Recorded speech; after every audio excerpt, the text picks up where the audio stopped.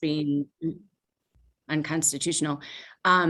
But we did, this is a very narrow draft and allows discretion with the manager where it makes sense. So there were other drafting considerations which would have allowed a broader scope and application, which we decided not to do. So I think it is pretty narrow. And this is not determining where or how long or how it's going to be set up. This is just going to give the town manager just the option to make that call if he deems it necessary and the council suggests it or backs him. Right? Yeah, that's right. And I also think, the town manager has to take into consideration a lot of safety factors, which this particular piece of property where it is potential for use, that is factored in, and there's a lot of places where it wouldn't be necessarily safe and have all the proper amenities, so to speak. I was happy to see that it says does not include napping during the day or picnicking. Right. There's no mention about napping during these meetings. That is not allowed, Jeffrey. Is there a certain number of spots that we've talked about with Unsheltered and Summit that we'd have in town limits? Well, we had talked about as a pilot program, and I believe, if you remember, we had a conversation with the council, and my suggestion was that we allow up to 10 permits in the area next to the jail, the Justice Center, and their parking lot that's actually owned by the county, but it's in the town limits, which is why we required to change this. We want Unsheltered Summit and that group to kind of vet those individuals first, to make sure that they kind of meet the program criteria. And Derek is our kind of our liaison with that group countywide. So the plan right now is one location up to around 10 vehicles to give this thing a shot. See what happens. Would we have like a porta potty, Rick, or something like that? Or yes, that the client, if you will, pays a very small fee every month, and Unsheltered is going to pick up that tab. They did ask the town to help offset those costs. I'm going to meet with the undersheriff sometime this week, maybe next week, because they have some patrol cars in the area, just to kind of finalize where would the best position be for that. okay. Yeah. Other questions?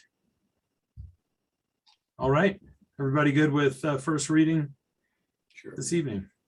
Cool. Thank you, Chief. Manager's report, Rick. Let's jump into public projects. Before we get into the public projects, I would go ahead and let the council know that we did receive word from the county that they will be amending the current public health order that requires mandatory masks for all individuals in indoor spaces was set to expire on next Monday, the 31st. But the Board of Health made a decision this afternoon that they are going to amend the order effective midnight tonight that will require masks for 2 to 11-year-olds and will no longer have the mandatory mask requirement for indoor facilities for people outside of above the age of 11. And I know the school is going to still require for a while, and most of the town managers spoke about this last week, and we still want to require in our town facilities. We still want to require masks in the town facilities until we drop. Our recommendation is, and what the county's looking at is when we go below 500 per 100,000, then we would drop our requirement mandating it in town facilities. But our plan right now will be to go back to kind of that's how we were operating before that latest mandatory mask thing went into play. We were requiring it indoors, and you recall when we were meeting, we were wearing masks. for council meetings.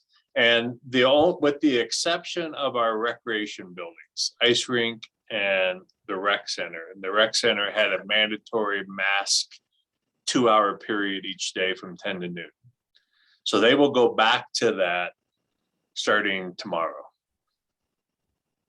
Our recreation, but my recommendation right now is that we will follow suit with the county for our town buildings, town hall, most importantly, and still require people to have masks when they come in here, just to further protect our workforce until we drop below 500 per 100,000.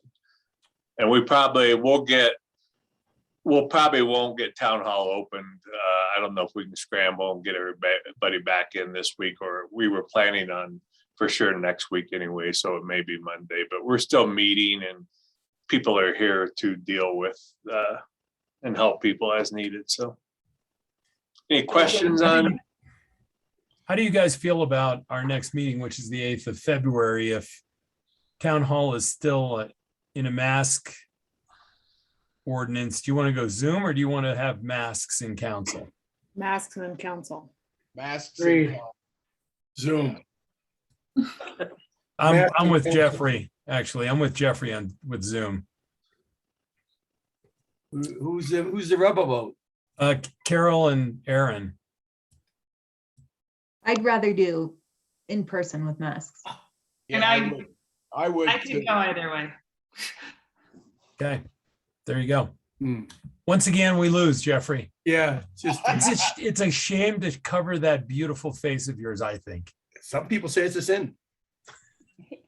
Hey, Rick, just to understand this, so the ice rink the mask requirement will go away at midnight tonight? I want Scott. Can we bring Scott over for a sec? I want to make sure I'm not communicating anything and speaking. Well, while you bring Scott over, can you say one more time this kid part? It's 2 to 11 have to wear masks everywhere, Indoors, I think, not everywhere. But even if they're vaccinated. yes, I think that's mostly for school. At first, I thought it was going to be 2 to 5, right? It's the 5-year. That's the group that can't get vaccinated, but they said they're going to do 2 to 11 for a while because of the school. Yeah. Yeah. To be clear, this is public health. This isn't our edict. This comes down from public health. Oh, this is the county public health. So this is our rule that we're following. Scott, can we talk about what we'll start doing tomorrow with recreation? Yes, I think what you said was accurate, Rick, and that is for the rec center specifically, we will still require masks between 10 a.m. and 12 p.m. Okay, there's a 2-hour window in which it's basically an at-risk, people who choose to wear masks, want to wear masks, or want to be assured that other people around them are wearing masks. We would go with those 2 hours. And otherwise, we would just have staff wearing masks in public settings. And then Scott, all the kids programs, I guess, would still have.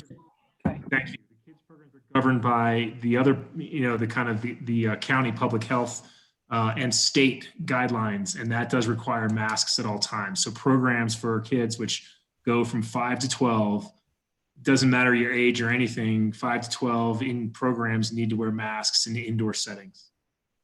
Scott, is the 10 to 2 for the ice rink or just the rec center? Just the rec center. The ice rink, again, if we're going back to the prior step of where we were, the ice rink, because of the airflow and the large spaces that we have, we've not there. I'll leave it at that. Thank And you. it's 10, Dennis, it's 10 to noon. It's 10 to noon. 10 to noon. I said 10 to 2. Thank you. Okay, yeah. 10 to noon. Did that turn out to be the best time to do that? As opposed to when Yes, in large part because, typically our biggest rush is between 5:30 and 9. Okay. And so it's a slower time when people tend to have different, more flexible schedules and they're coming in between 10 to noon. And then our other busiest times, of course, is 4 o'clock all the way till close. And so that is the best time. And we've adjusted. It seemed to work really well, I think, for those who really are seeking a mask in a place where everyone else is masked. And those who choose not to, it's pretty easy to say, well, you can always come in. If you don't want to wear a mask during this time, you can come any other time today. 2 hours a day. And so choose not to come at this time if you don't want to wear a mask.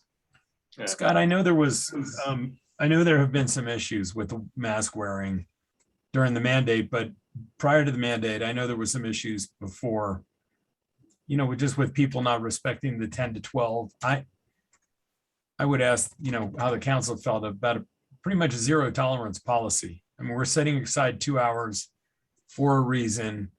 You know, I think it's important that the council supports your decision and the staff. And I know that they've had some issues with people. I would not tolerate dissent from that because it's such a short amount of time. I fully support it. Yeah, I back you on that for sure. I agree. I support it, and I just want to say thank you, Scott and staff, for enforcing it. I know it's not always easy. I know it's never easy. Thank you. And mask policy on the buses will remain the same? Yeah, that's That is- still, that's still federal. federal transit stuff, so. I do have a question about the county's decision. Did they state what they based their decision on? Was it based on our numbers, or was it based on philosophies, or? Well, everything I heard was it's how quickly our numbers are decreasing, so. Okay. Thank you.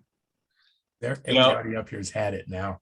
Yeah, well, and it's following the pattern of what we've seen in others. And, you know, if we're lucky, by February 8th, we might be below 500. So per 100,000. Anyways, all right, that's great.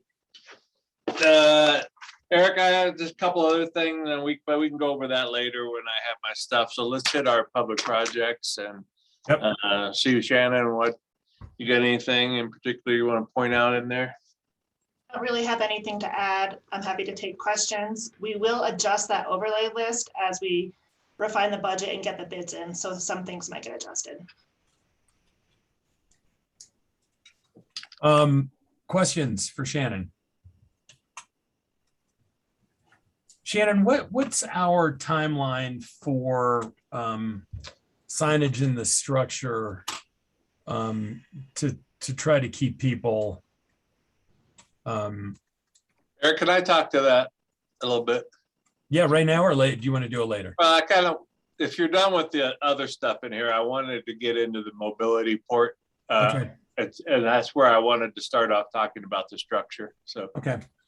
and you know, if Chris, if you would bring Matt over also, and Shannon Smith, you can hang around on this thing too. But so Hang around.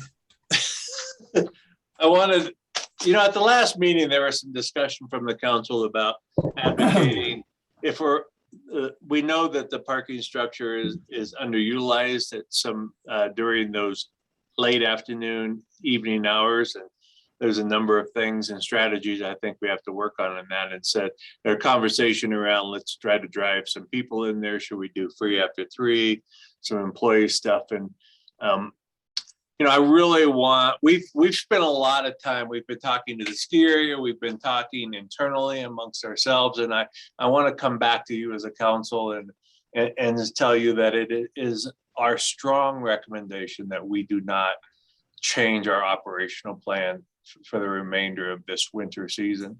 The last thing we want to do right now is to try to drive additional traffic into that area from 3 to 5 p.m.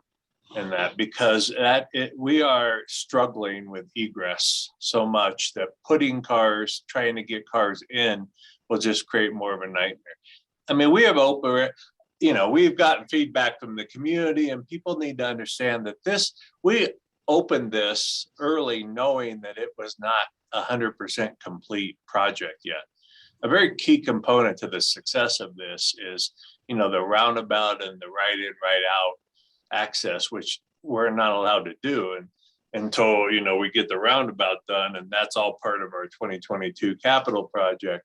And egress is a real challenge, and driving people in is absolutely the wrong thing to do. Our goal is not to drive new traffic in. Our goal is to keep the cars that are in there. And that's where Matt and I have been talking extensively and with James, and we're going to continue to meet. We're looking at a number of different strategies that we could implement. Each one of those we're hoping would have some impact on additional cars. Some of those are VMS boards we're going to try to get up to let people know more about this, stay and play, whatever these slogans are we have. Remind people of, if you, on those peak periods, you leave after 6, you're still getting home in Denver at the same time. Does everybody remember that? The big, the Go I-70 stuff. You leave after 6, you're still home by 8. Otherwise, you leave at 4 and you're setting on I-70. We can't lose sight of continuing to educate people on that. What is the sign what's the hard signage we need additionally in there? What other types of VMS type of stuff can we do? What type of social media platforms can we use or access to those user groups? Those are the things that we're brainstorming, working with the ski resort and other partners to try to see how do we get people to understand the benefits of paying once and staying there. I mean, the fact that we would have a car, I can't tell you how many times it happens, but even if it happens once, I feel like we failed. If a car parks there and then later that car is paying to park on Main Street,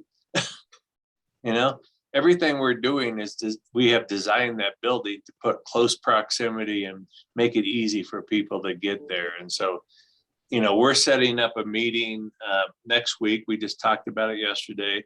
An internal team to actually stand out there in the structure, look at where we need to enhance signage, are we making it clear to people that Main Street access, that they can see these signs that says pedestrian Main Street access, because that tells people you're close to something. And so anyways, that's the direction. We want to work on keeping the cars there. We don't want to work this year on trying to bring more cars in during that peak period. And so I hope you all will support us and allow us to continue down that path, because and then we'll see what happens, and where we end up when we get this, once we get the the roundabout and that other stuff built, what next year looks like, and we'll continue to have more conversations, I'm sure.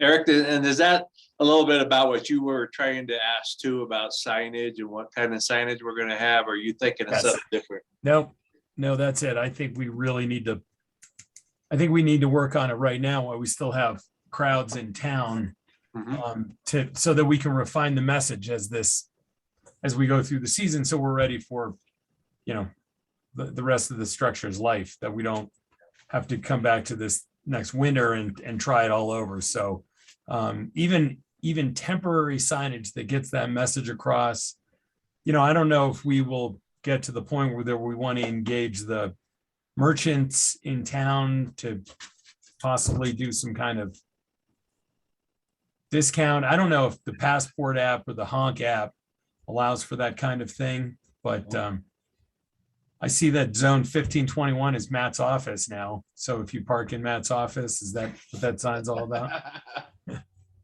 No, I think this is a really it bums me out that people aren't taking advantage of this, which probably means that there's just a messaging component that we need to fix. I think the hard part was building the thing. I think we can tweak it once we kind of figure out the feng shui of the human flow. One thing, Rick, I'm sure you guys are going to talk about that. I was there yesterday, and it says like Main Street, and it's down the stairs into that parking lot. I think there's some signage that I'm sure you guys you'll mess with over the course of the 10, make it a little more enticing for pedestrian flow. So yeah, I'm okay studying this thing. And I thought Dan sent a letter to us. I thought he had some good points, but I think it's going to take some time just to figure out exactly how to get that, seduce people to Main Street. Hey, Rick, operationally, how do we let people know when the garage is full? Well, the VMS boards, as you're entering town, will list open or full once those spots fill. So Breck Park, who manages those, have that down to a science pretty good to to change those VMS boards once that we know we're, within so many number of spaces, because we have that many cars in the queue trying to get in. We've also, while, Jeffrey alluded to the email that you got from Dan Corwin earlier, and Dan was somewhat surprised that we weren't doing, lot full signs out on that area. And, part of that is we don't, we try to limit sandwich board type signs, right? Because they're prohibited in town. And so while you see them still in places, we are working with them to make sure that they're not out at the public right of way, but we have some lot full signs that will be posted right near the entrance once that fills also. And they have been doing that, but I think there was some confusion because we've also cautioned them about, their public parking sandwich board type signs that they like to stick out to attract people into some of those other lots that aren't owned by the town. So there's a little bit of a balance there, but yeah, that's how we let people know.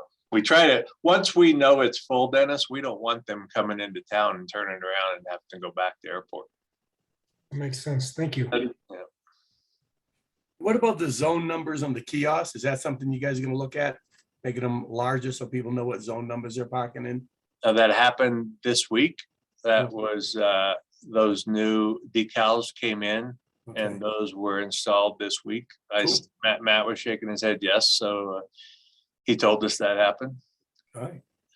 And I was at the Gondola last weekend, right after, or maybe a week ago, right after council, and somebody was out there directing pedestrians, like, if you're going to the parking garage, continue this way. And it was very effective. It was like a totally different world than, several days prior when I had gone. So I think people will learn the right habits. So I appreciate you guys saying, let's not just jump into a million different changes right away. Thanks for the work that you're doing. Those incremental changes are definitely helping. Yeah, that's great. I think that's great that somebody was out there too, because sometimes that's just what, unfortunately, that's what works, even though it's a lot of hours. But yeah, thank you, everyone. I completely agree with this path and working on signage. Cattle dogs. We, Matt, we spoke with the Skiri about, their messaging, the parking structure piece. I mentioned it to Jody when I met with her the other day, just that, in the email blast that they send out. Yeah, we sure did. They gave us an okay that they'll work with us on messaging. So we are going to work with them over the next week or so to come up with what's proper. Thank you. I can quickly update a little bit more on the signage since we're kind of on that. So our restroom signs are all up. Directional restroom signage for us, which is a great improvement. Passport zone signs, those are up. That one behind me is what they look like. They are, for the most part, all up. We have, I think, 30 more that are on their way. So they should be put up later this week or early next week. And then next up on the list, like Rick said, we're going to walk it and get through the pedestrian signage portion, how to get people out of there the right way and back into the structure the right way. So we'll be walking that with a few of us here in the coming week. So any other questions on the parking structure before I move into transit? Cool. So ski resort operated Blue Route is officially beginning tomorrow with 40-minute service. So excited for that. 8 a.m. to 5 p.m. it'll run again with 40-minute service. We are working on updating our site, the stops, and also the app. We'll do that tonight and tomorrow. So hopefully see that online tomorrow. Excited for that. We are at 30 drivers still. No movement in the hiring pipeline. Again, the change to the purple hybrid route really has helped us with where we sit with staffing and backup. So we feel pretty good where we're at right now. We are going to begin our spring and summer recruiting February 1st. So we're going to get into that and really start pushing to get some new drivers in. Again, like I think everybody just said, masks are still required on buses. No exception there. And then we are excited for the Snow Sculpture Championship viewing this weekend, Saturday and Sundays. Those 2 days we'll be providing a free shuttle from CMC to FLOT. And the ski resort is also providing shuttles from Airport Road to the station. And then we'll have special event signage around town and also as far north as Frisco. That'll help alert visitors to the traffic that we're going to see in town, and also directing them once they're in town to specific parking areas. So should be a pretty well organized chaos this weekend. And that's all Hey, I've. Matt, is the trolley running at all? Has it run at all this winter? It has not. We don't think that's going to happen, unfortunately. We're just a little bit too short on that one.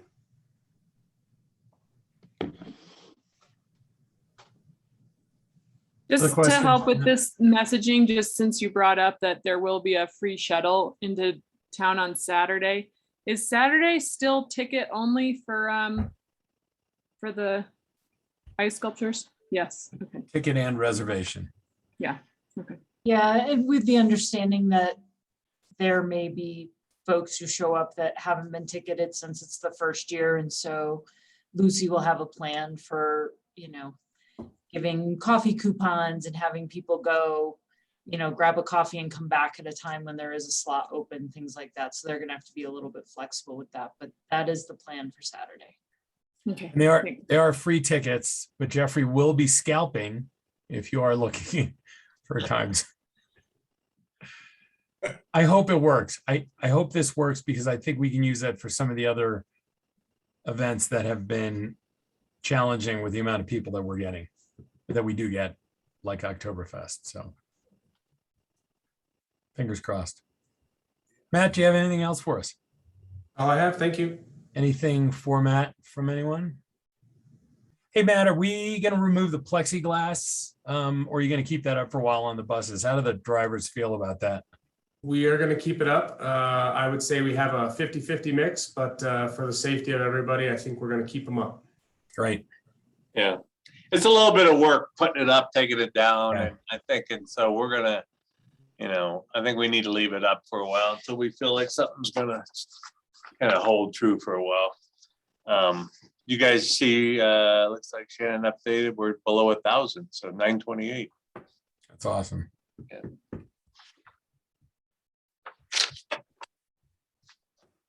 All right, want to go into Yeah. housing. There was a report in the packet.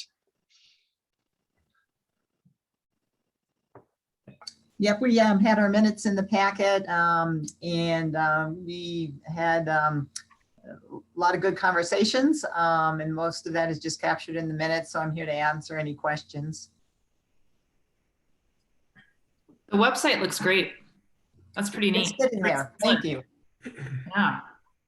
We really want to keep it current.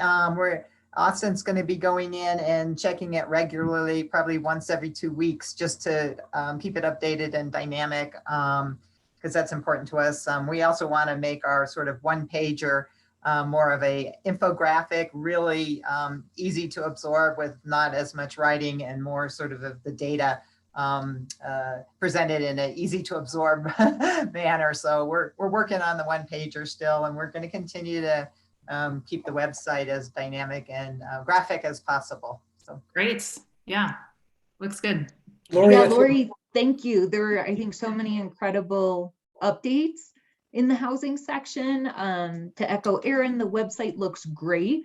One thing, I know so many community members are interested in the update on what's going on with the overlay task force. So would love to see that stay updated. And maybe along those lines, I saw that BrecSTRpolicy.com is a linked page within the website, and just if there's ways to make sure those two pages are working together, or if it makes sense just to incorporate the STR policy page within this larger housing page, maybe have it a tab be there. Everything else on housing was really interesting. I like those smaller projects and partnerships. My one question, which might take us all on a bit of a tangent, but seeing you talk about block 11, I'm wondering two things. Just the fact that we know that 2019 housing needs assessment is a little behind with the massive changes since COVID. So making sure as we think about building anything else that it is matching where our greatest needs are. And the fact that we're pretty close to using all this land we've banked. I mean, I feel like McCain is essentially spoken for, and talking about finishing building out block 11. I think a larger question we need to ask ourselves as we look at infrastructure, do we need to revisit the second grocery store option and discussion? I would support that. Really? All right, Yeah, noted. I would. I don't know if you all know this, but I would love to see us talk about another grocery store to support the housing on that side of town. Appreciate your input for sure. Thank you. Hey, Lori, the 400 to 5,000 or 400 to 500 K per unit costs that we're seeing now, what is that? One bedroom? Is that what is that equal? That actually was just came basically from a very efficient to build project. That's our block 11 project, apartments. So they're all one bedrooms in that project. So obviously closer and maybe even over 500 once we start talking about 2 or 3 bedroom units. So. Well, Yeah. you know, I think that's a great guidepost for what we do with these other programs. That's sort of what I'm driving at is these other programs are so much cheaper, from housing helps to buy downs. They're so much cheaper than us building new stock. So, you know, at any point when we get pushback about why are you doing buy downs, I think that's the argument right there. You know, a buy down costs us what, 68,000, you know, once things are in and out, compared to $500,000. So it's really, I think, important that we continue those other programs because they are just so much, we get so much more for what we pay. So Yeah, no doubt about it, for sure. It's a lot more efficient use of our funds to do housing helps or buy downs or even the lease to locals, rental incentives, even though that's not a permanent solution. But yeah, building is expensive and we're using up the valuable resource, which is the land. yeah. So Lori, great report. Laurie, just want to thank you and the team. You guys have gotten a tremendous amount done. It's awesome to see some of the data analysis and to help us make better decisions. But all these partnerships take a lot of time, and I really applaud the work of the team. Thank you. Super looking forward to our meeting in February with the council to talk about, you know, the future and sort of our strategic approaches and how we're spending the funds that we have available. So looking forward to that meeting in February.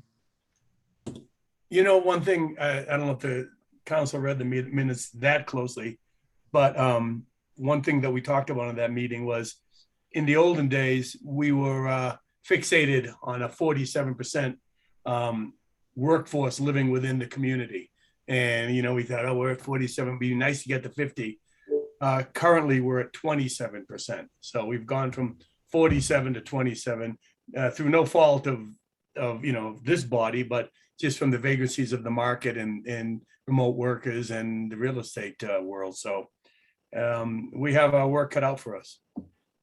yeah, Lori, so kind of along those lines, what is the catalyst or what is the benefit to the people living and working in the town to allow for a 2-year rental instead of the 1-year rental in Wellington? Oh, in Wellington, well, you know, the question was raised whether we would consider either a modification to the covenant or, you know, modifying that covenant and allowing people to opt into it. And that covenant would allow the owners in Wellington to rent for 2 years as opposed to the 1 year that they're allowed to rent right now.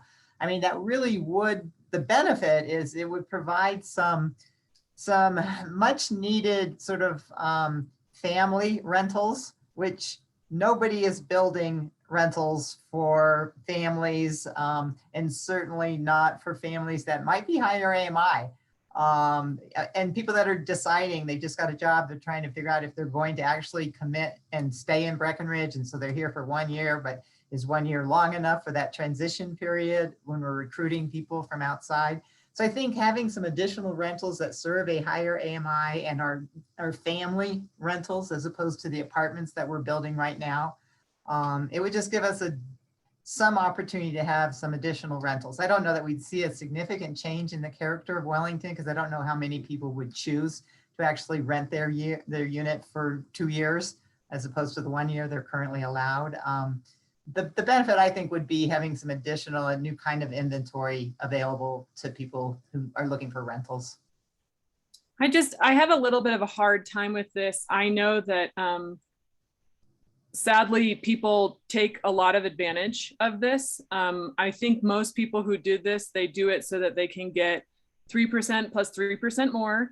And oh, by the way, they're renting for far more than they're paying on their mortgage. And there are so many people lined up waiting to buy these houses. And some of these people are leaving the community. And so I mean, I appreciate what you said. I think that's an interesting thought, that it's a different kind of market that we aren't providing right now. I would not support this. I don't see that as being a benefit to the community that is living and working in the town. So I just wanted to throw that out there. I appreciate that. I think what we thought we'd do is just survey the owners in Wellington, see if they also are against any kind of change, or if the community is supportive of the change, and before we even brought it to the council, because if the community was not supportive of it, then I don't think it would have any legs. But we don't know yet because we haven't got the survey results back. Mm-hmm. Did someone bring this they're not currently living in the community, right? Right. Just that does not sit well. Well, it wasn't brought by somebody that owns in Wellington, but it was brought by somebody that has been in Breck forever and recently left, was never a Wellington person. So that's who brought it to me and asked that we consider it. You know, Kelly, I felt the same way you did initially, but then I thought it through a little bit, and I don't know. I mean, I'll defer to the will of the Wellington neighborhood themselves, but I think a lot of people they relocate, they take a job somewhere, or they decide, oh, this place is not suited for me, so I'm going to go someplace else, and they find out that their situation there is inferior to what they had here, and after a year or even 18 months, they decide I want to come back, and that would kind of give us a little bit of leeway. I don't know. I've gone around and around on this, and I'll listen to the folks at Wellington, but it might open up. It's not going to open up a lot, but it might open up a couple of units that people, if they want to get in the foot and door, see if Breckenridge is right for them, or the people that exited, seeing if their new situation is right for them. 24 months compared to 12 months might make the difference. Maybe we should cap the amount of rent that they can make then. Absolutely. It's got to be a certain AMI if they're going to do 2 years.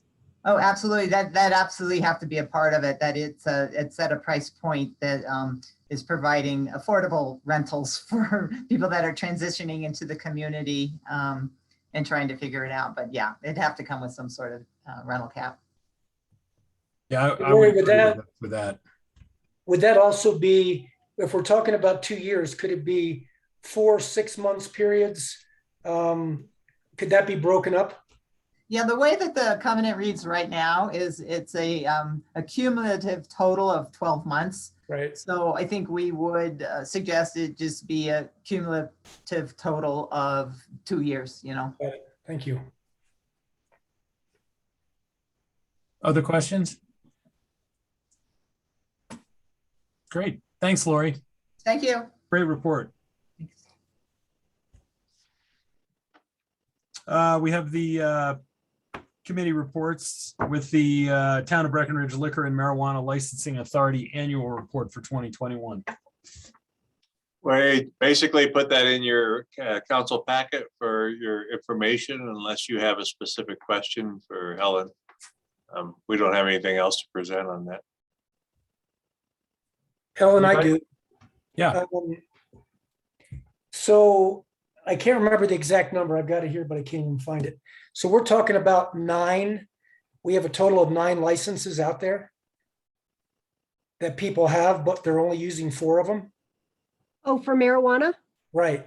I'm sorry. I thought we were talking about, yeah, not liquor, marijuana. Yes, correct. Well, it's 4 active establishments with a total of 9 licenses between those 4 active establishments. So Different there's type- 5 entity. I'm sorry, Rick, I jumped on you. No, it's just, there are different types of licenses per business, so. So there's not 5 people just sitting on them waiting for something to happen. No. Thank you. Any other questions? All right. Financials. Rick, you gonna do this? Yeah, There's no one else to. I know. I found this online course where I could work on my CPA. Yeah. Do we have to pay him double then? So all we're reporting for you is sales tax. So tax, revenues coming in. If you looked at it, wow, we're at 10 million in November, right? Is big, but we're seeing everything else is what we had been reporting and showing you all along throughout 2021, and obviously that trend is continuing. 15 million total over budget. We were somewhat conservative with our 2021 budget. We realized that, and we still have our biggest month yet to report, December. So looks good. No surprises anywhere. Questions? Sorry, Eric, just one other thing I thought might be important to mention is grocery and liquor is showing down considerably, but we have, with the staffing issues we've had in finance, we need to go back and encourage some of our filers to get up to date with their filing. So we think that number is artificially low, and we'll catch up with that. Okay. It's amazing how high the short-term rental revenues are. Yeah. Well, we know that's ADR, right? So I think, what are we hearing? A 30% increase in ADR or something like that we have heard recently. So it's huge. We got people and they're getting more per room per night. So ADR is average daily room rate? Average daily rate, yes. Okay, I get you. Retail still strong, and there's probably, I don't know, maybe there's a correlation when we're comparing grocery to 2020 and we had less people, or more people eating out now than they were. Right. I don't know. I wonder, this is anecdotal, of course. We drive to Vitamin Cottage and Whole Foods. You know what I mean? Sometimes and I just wonder if a lot of locals or some locals are doing that just because City Market is so crowded, and they might feel safer at some of these stores out of Breckenridge, like those 2 I mentioned. I know. Yeah. Yeah, I feel like that's a really good point, Jeffrey, and maybe we should look into other options in town. Well, yeah. We'll name it after you, Aaron. I think you have to be careful when you look at these numbers, though, because you should be comparing them to 2019, not to 2020. Yeah. Mm-hmm. 2020 is such an aberrant year. I have not, like in my own business, I don't use 2020 data really for anything, or the first 3 months of 2021, because everything is so skewed and everybody's behavior was so different. So if you look at the 2019 grocery liquor numbers We're over. we're over, but substantially, like we are in every other sector. So, as you look through these things, I think it's more beneficial to concentrate on 2019 compared to 2021 rather than 2020. Yeah. And November could be a weird month too, right? Because I mean, even 2018 was higher, Right. than it was in 2019. And I know that, I think we all recall that we've had finance tell us that sometimes there's an anomaly where a particular collector will do a one-time big, large payment or something, where they've caught stuff up, and I'm not even going to begin to try to talk to that because I don't understand all that. So every now and then it is a little different animal there. So Late filers. yeah. Snow or lack of snow too. Yeah. Mhm. Other questions on financials? Planning matters. Entrada. Hi, Mark. Good afternoon, Eric, council. Are we going to bring the applicant in also, or? Yes, How he's do you coming want up. Okay. There he is. Okay, I can start out, and then I know Mike has some things he'd like to share with you as well. So, Hi, Mike. Hey, guys. so the Entrada parcel, which is that vacant piece of property on the corner of Highway 9, CR 450, right across from the 7-Eleven on the north side of the street there. We've had various different proposals for that over the years come through the town. It's currently in the county, non-incorporated Summit County. Back in 2017, we worked with the existing property owner, Marty Getz, to develop a water service agreement. And Marty's intention was to develop the project in the county, but then eventually within 6 months, annex into the town. And we basically came up with an agreement on a number of items that met the town's satisfaction in terms of overall the general design of the project. We got an easement to enhance a right turn movement there off of 450 onto Highway 9, some other things. Followed that up about a year ago, the council approved a pre-annexation agreement with Marty Getz, which just in more detail outlined the some of the specifics related to the eventual annexation of the parcel. What Marty was proposing was a building of about almost 22,000 square feet that was going to be commercial, with uses like retail / restaurant on the lower floor and some conditioned heated office, heated storage space up above on the second floor.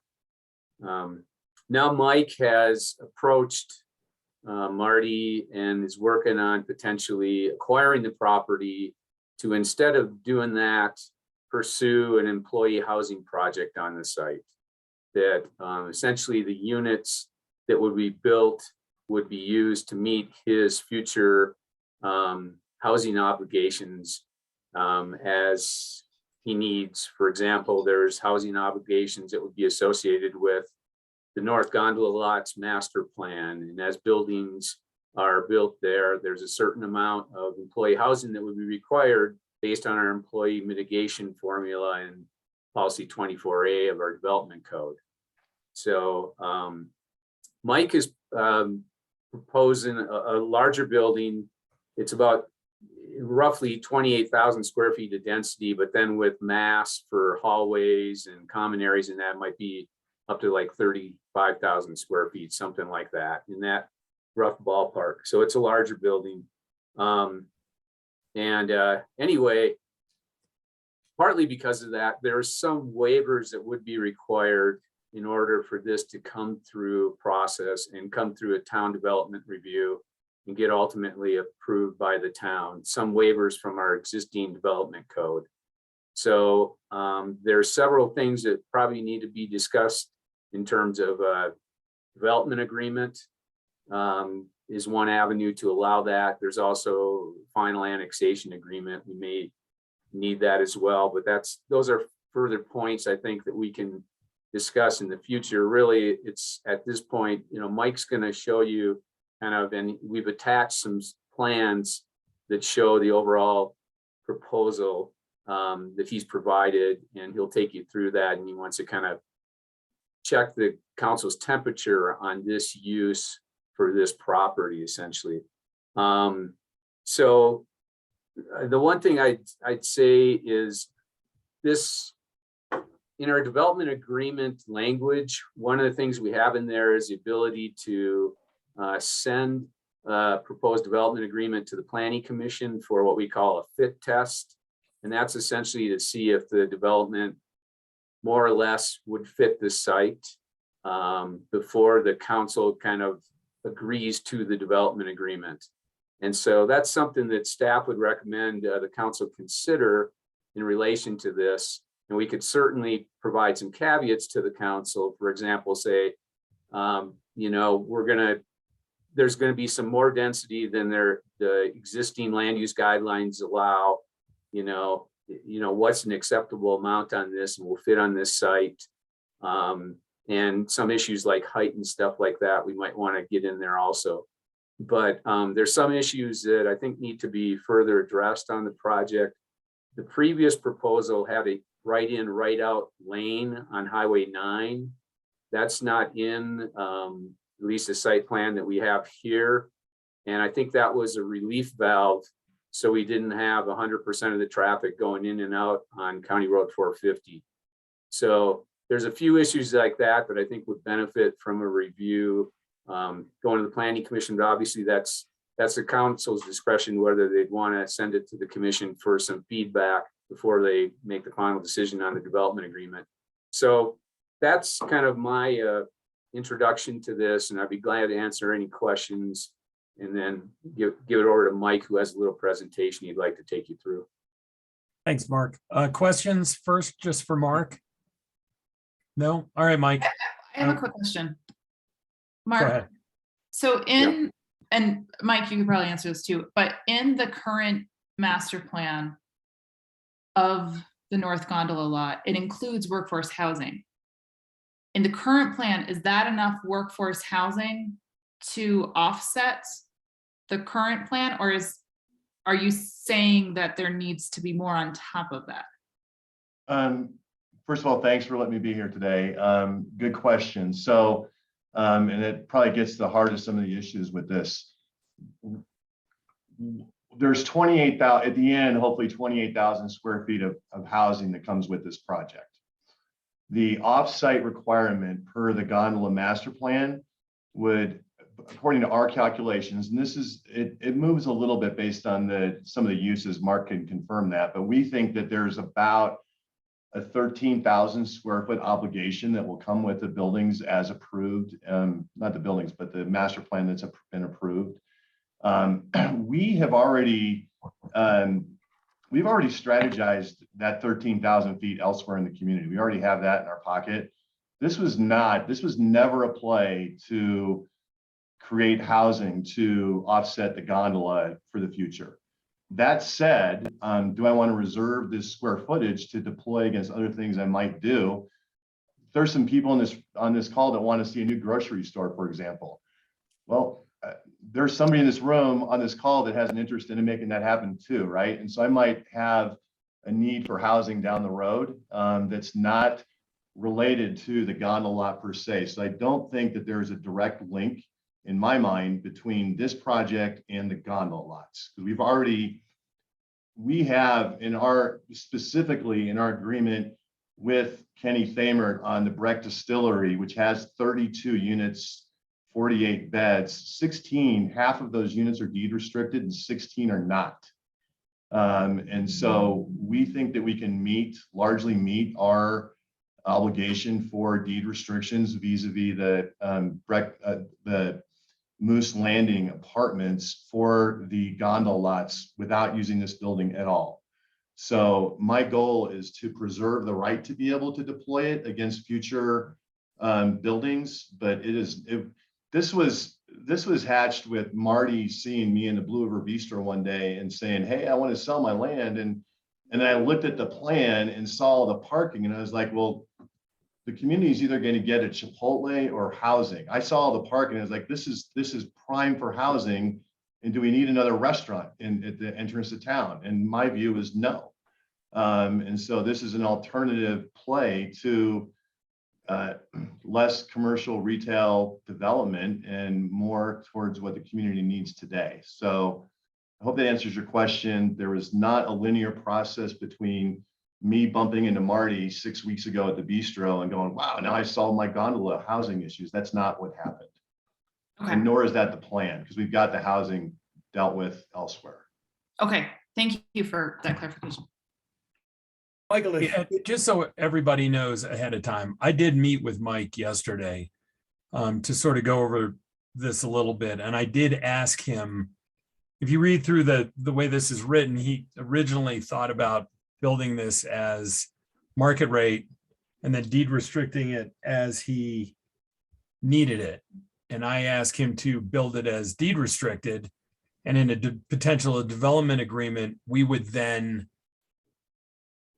figure out a way to bank that as he needed it later. So just so you know, that's definitely on the table. I know that's a concern of some of you, that it gets built as affordable, as deed restricted housing rather than swapping it around. I'd like to, Yep. And So- Eric, and thanks for that advice yesterday, and what you're going to see. I took that to heart, and this is 100% restrictive covenants, deed restriction, restricted covenants on rents, et cetera, for all of the units in this building up front from day one. So there's no market rate units in this. It's 100% workforce housing, and you'll see the covenant things I have in place.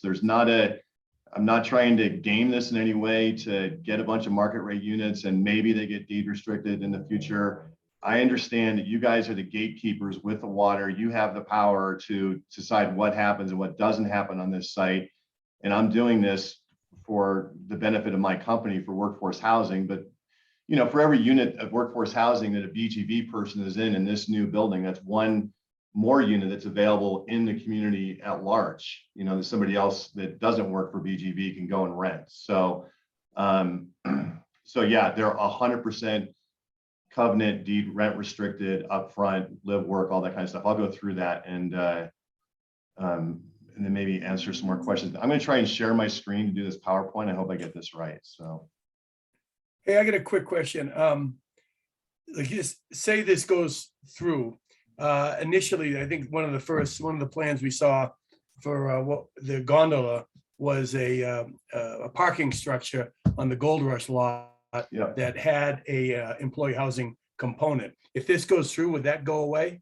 No, that's all part of the master plan. If I go away tomorrow, that master plan still controls on that parcel. The housing that's attached to that parking structure is the on-site housing required per code. And I think what Aaron was referencing would be the off-site housing that would be required per code. And it's not the intention of this project to build this to offset that requirement. So, Jeffrey, maybe if I can just clarify a little bit too, and I was just using North Gondola lots as an example of how Mike might use that, and he may be able to use other things for that. But the requirement is for housing is that at least 25% of it has to be provided on site. Okay. And then the remaining 75% can be provided off site. So 25% of 35%, right, Mark? Correct. Yeah. So it's basically what we require is that 35% of the employees that are projected to be, brought on board because of a development, the 35% of those must be housed. And then of that amount, a quarter of that has to be done on site. The rest can be done off site. And the reason why I hedged on when I said 13,000 square feet, that's if I did it. But like Mark just said, it's 25% of 35% of your employees. And so if this whole thing was just all, if it was just all whole ownership and it was just there would be far less employees if it were a different type of use than if it is the timeshare version that we're going to do. And so a different use would imply a different amount of square footage that was required. The way I intend to build it, we anticipate 13,000 square feet. So that's the number I want to work with. And that's what we're strategizing for aside from this parcel. So if that makes sense to everybody. So here we go with this PowerPoint. So, so the existing conditions, which you've heard some, the current owner is Spring Creek Interest LLC. That's Marty Getz. I think everybody on the call knows Marty. I want to make clear that I do not own the property. Marty owns the property. We have permission from Marty to have these discussions. We've had one discussion with the county. We had one discussion with Mark and Chris Kulik. But these are hypothetical where nothing in these discussions would vacate his existing entitlements. I want to be crystal clear about that. If I walk away tomorrow, Marty's still got his approved deal that you guys have done with him, and I'm out, and that document controls. So the current entitlement provides water, which is necessary regardless of the use. It's a 2-story building. It's approximately 21,000 square feet. Like Mark said, the building site slopes from south to north, from south to north. It loses 6 feet heading to the north. But the way they had designed it was not to have anything below ground. So 21,000 square feet as more or less 10,500 per level, 2 levels, 10,500 per level. He had commercial retail. The first floor of the building, if you all recall, was set up to be like a coffee shop or a Chipotle kind of deal, and with a ski shop next to it. And then he had commercial storage on the second floor. He's in the storage business, so there was storage on the second floor of this. That's what's approved with the county, and then the water through your annexation agreement. There's 80 parking spaces allocated in Marty's approved, is around there. I didn't go through and count each one, but it's approximately 80. So what, and then there's an easement in your agreement for the expanded bus stop. Eric, after we talked yesterday, I drove over there and walked around to take a look at what you and I talked about. And the bus stop most certainly needs to be bigger than what it is today. It looks, it looks like it was a mistake almost, So I had never really paid attention to it until you had mentioned it to me yesterday. So I went by and took a look at that, and I agree. And so that's part of the agreement that wouldn't go away. So our idea, so what happened is that Marty said, hey, do you want to buy this? And I was like, well, let me take a look at it. And I looked at it.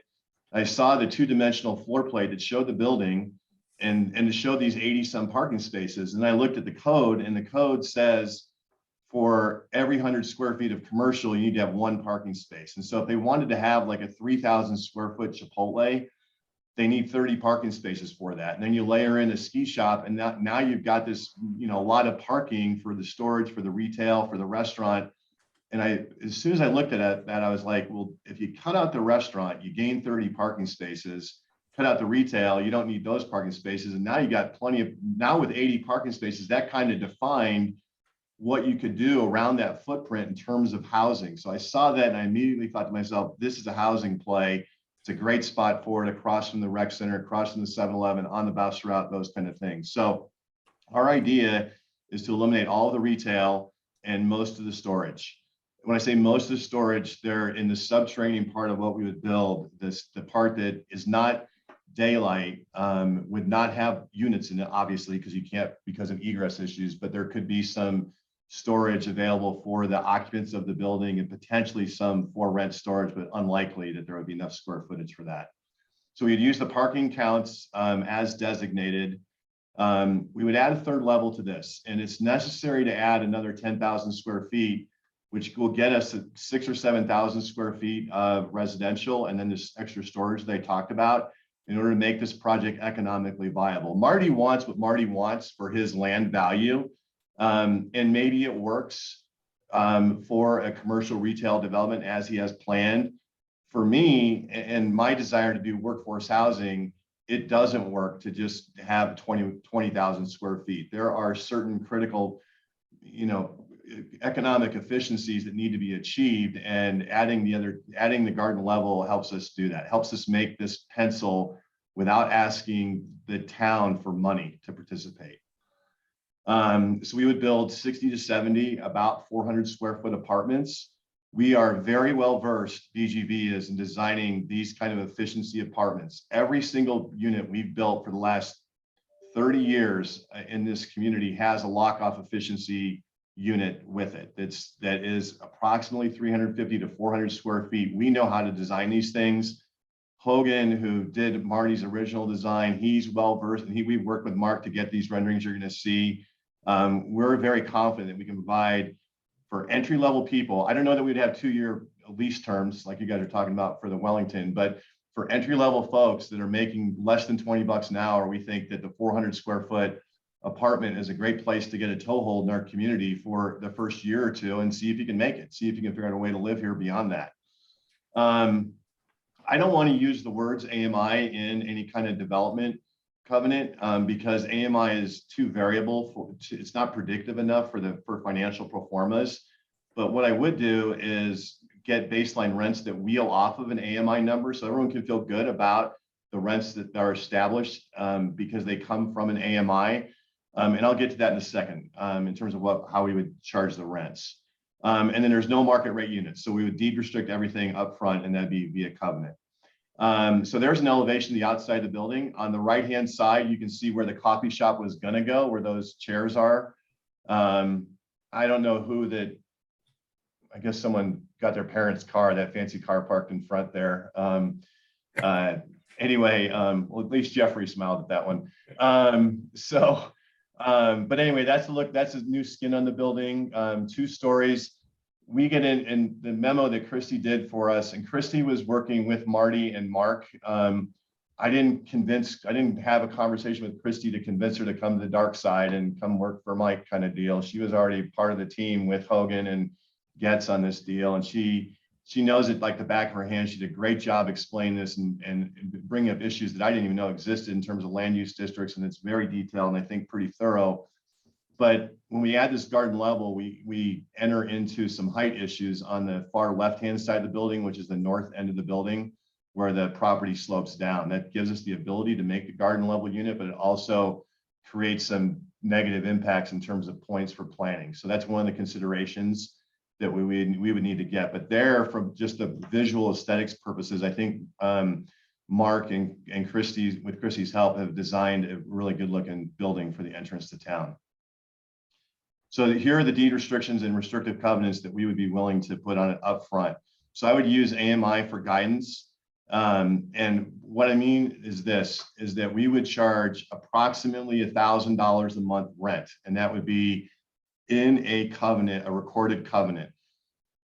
I'm using that as a baseline number. It's really, I don't know what the exact number is, $2.50 per foot per month. Because we're going to have varying size apartments, right? And so they'll average 1,000. I'm not going to sit here and say $1,000 per apartment, because if we end up with one that's 500 square feet and one that's 350, they should be different rents. But the rent would wheel off of the square foot so that effectively it's $1,000 a month, and it's capped at a 4% annual increase. From the tables in, I don't know where my son Sam found these, but I think that these are the tables that are online in the town site somewhere. 60% AMI for a single person making $19.30 an hour at 30% of their gross wages, they can afford $1,001 per month for rent. And so what I would like to do is have a covenant that baselines the rent at $1,000 a month with that 4% appreciation. So the town effectively gets 60% AMI housing.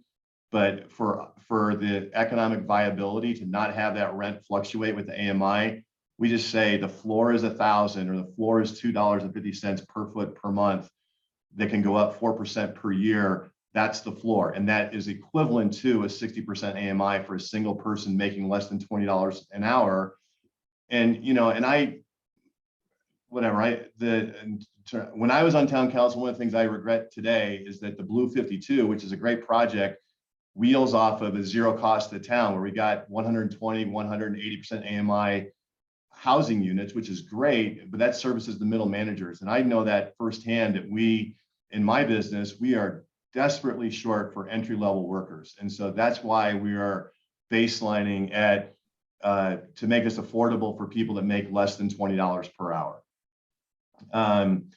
So I also would put on this property in a covenant a robust live-work restriction. And when I say this, I mean live in the building but work outside the building. What I'm willing to do is figure out with staff how we get language that doesn't end up with some dude from New York living in this apartment doing remote work in New York City, and he qualifies under live work.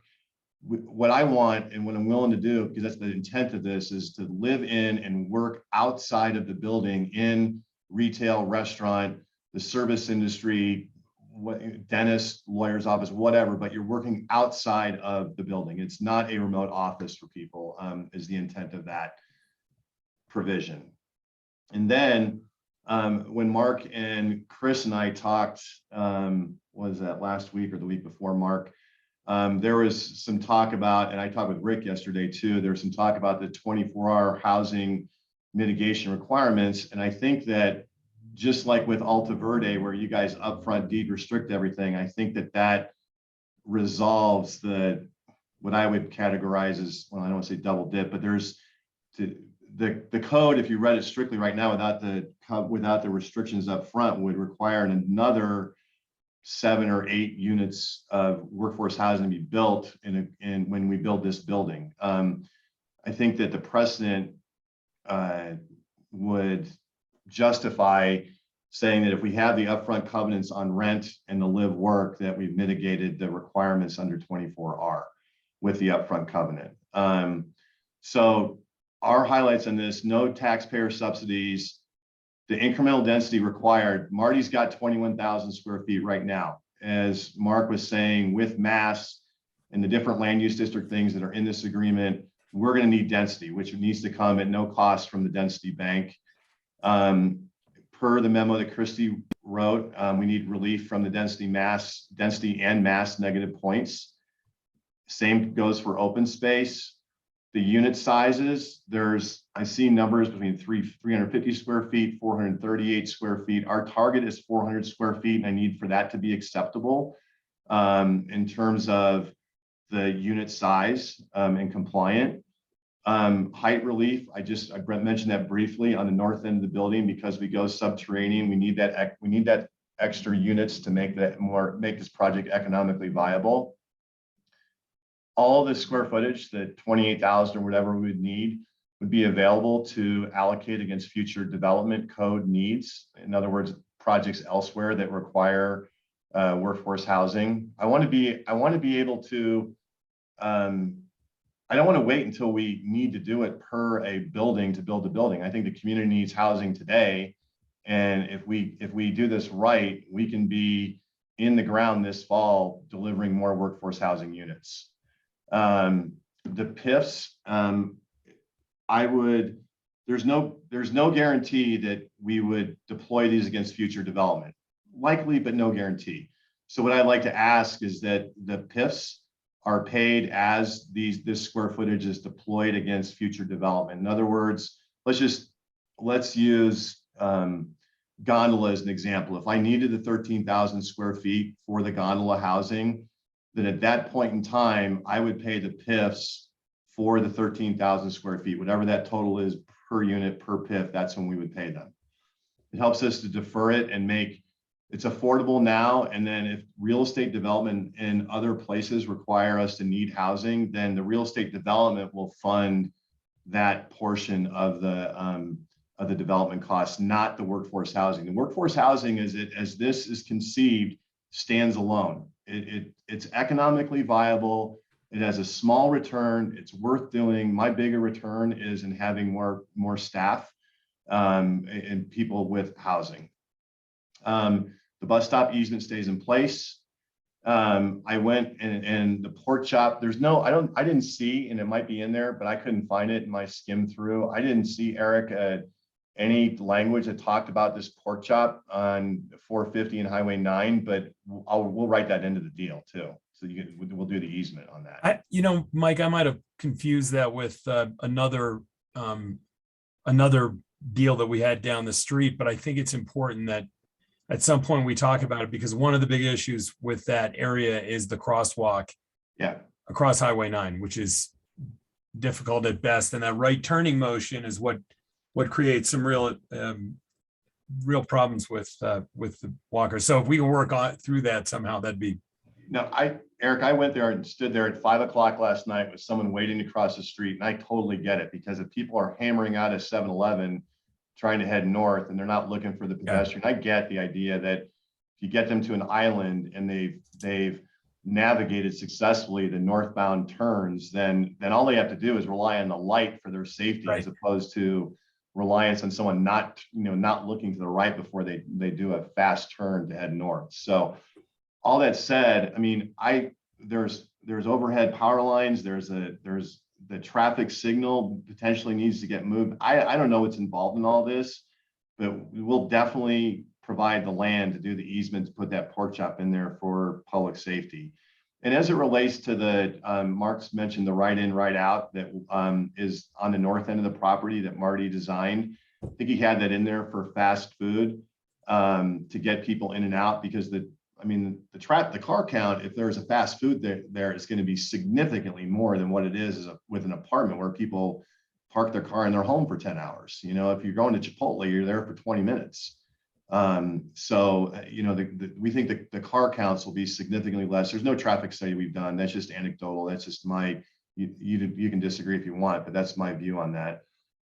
So time is of the essence. We would like to try and break ground this fall. We think that's a doable schedule. We would have unit delivery for the 22-23 ski season. What I would hope to get to tonight is a green light from you guys. We're obviously not going to craft a development agreement tonight, but what this comes down to in my mind is the political will to say, yes, we want housing. Let's figure out these land use district things. We're good to go with the deed restrictions and the rent baseline. This as outlined with the memo that Christie submitted and with what I'm saying in terms of rent control to effectuate a 60% AMI. If those deal points make sense to this council, then I'll go for it. I'll mash the gas hard to get this done. If they don't, then I'll stop and I won't do it. I want to be clear. I don't want to waste your time and I don't want to waste mine. I want to build housing. I think this is a great place to do it. We need your participation in the form of a non-cash transaction in order for BGV to deliver more housing to the community. And that's it. That's what we'd like to do. Thanks, Mike. All right, let's start with questions for either staff or Mike. So Michael, okay, so 60 or 70 units. I mean, I assume this would be, you'd have all these for your employees. Don't you think, you kind of mentioned, you won't have remote workers. I would thought you'd use them for all the people that work for you. Yeah, I mean, that'd be the starting point. It'd be for BGV employees, but out at Moose Landing, we don't have 100% BGV out there either. I mean, it's a weird social experiment to have everybody work together and live together. And so, one of the units, we've got a sheriff's deputy parked out there. And Jamie and I have an arrangement on that. I definitely would have a sheriff's car parked in front of this thing too. The amount of problems that went away when that car got parked out front were noticeable. On another thing, just say the percentage of BGV employees, there's really no place for them. Like if they work at Grand Lodge or wherever they work, there's no place for them to really park at your business. So more than likely they'd be taking public transportation to get to the various BGV product. Yeah. Good point. I mean, right today, we don't have parking for housekeeping, engineering. All those folks, they are commuting to work through the town public transit. There are certain groups of people that are allowed to park on property, but in no way are we close to.